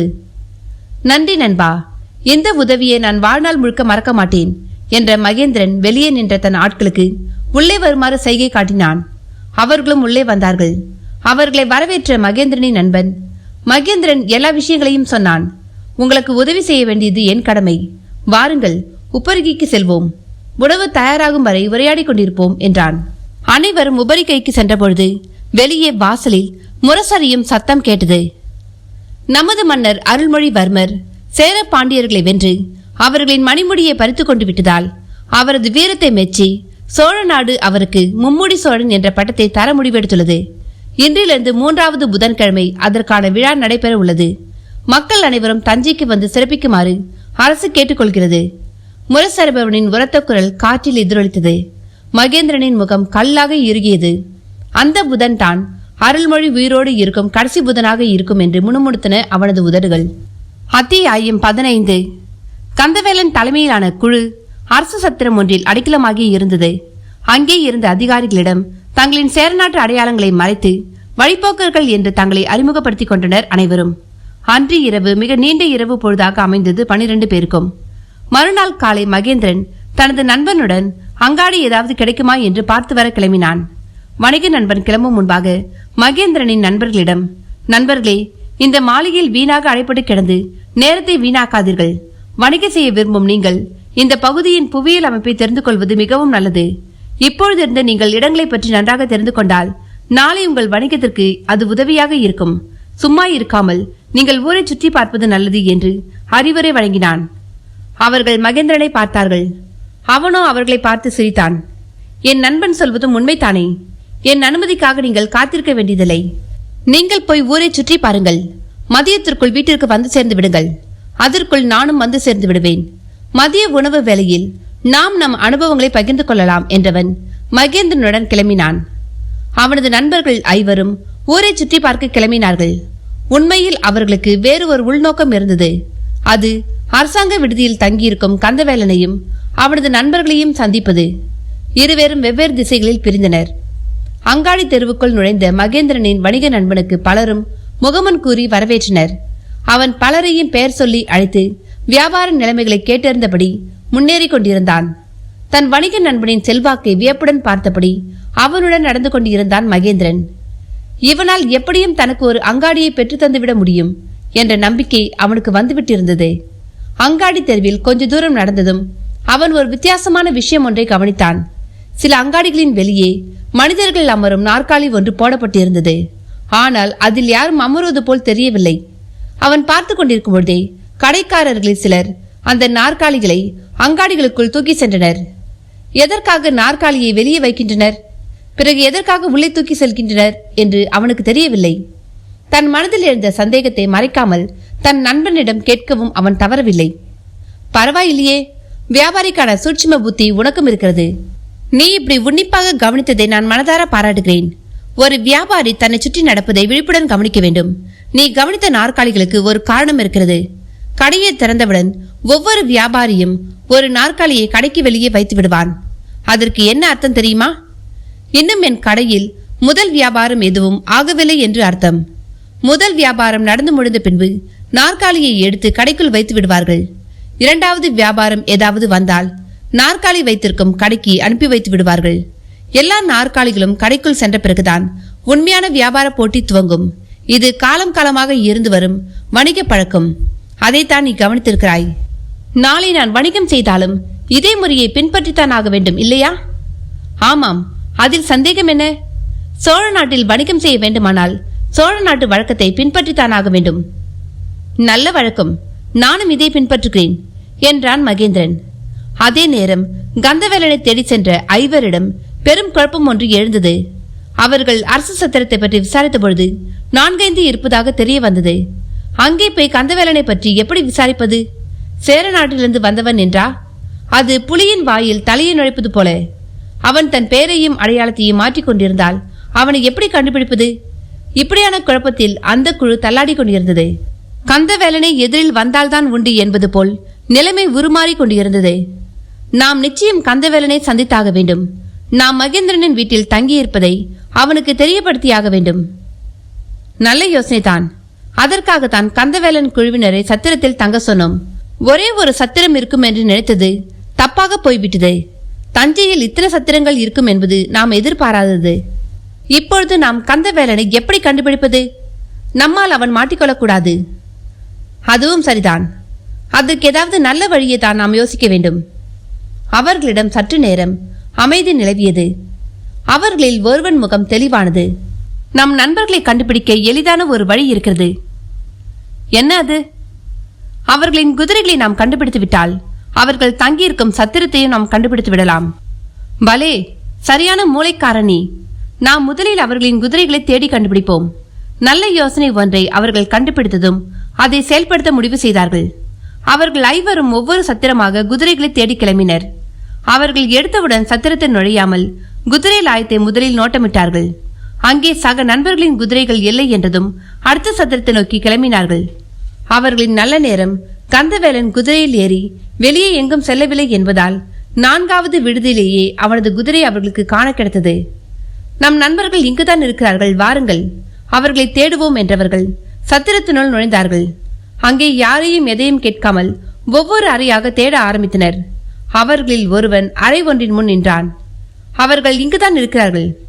எதை வைத்து சொல்கிறாய்? அவர்களின் செருப்பு வெளியே கிடக்கிறது. அவன் கதவை தட்ட ஆரம்பித்தான். உள்ளே இருந்த கந்தவேலன் குருவாலை கையில் எடுத்துக்கொண்டான்.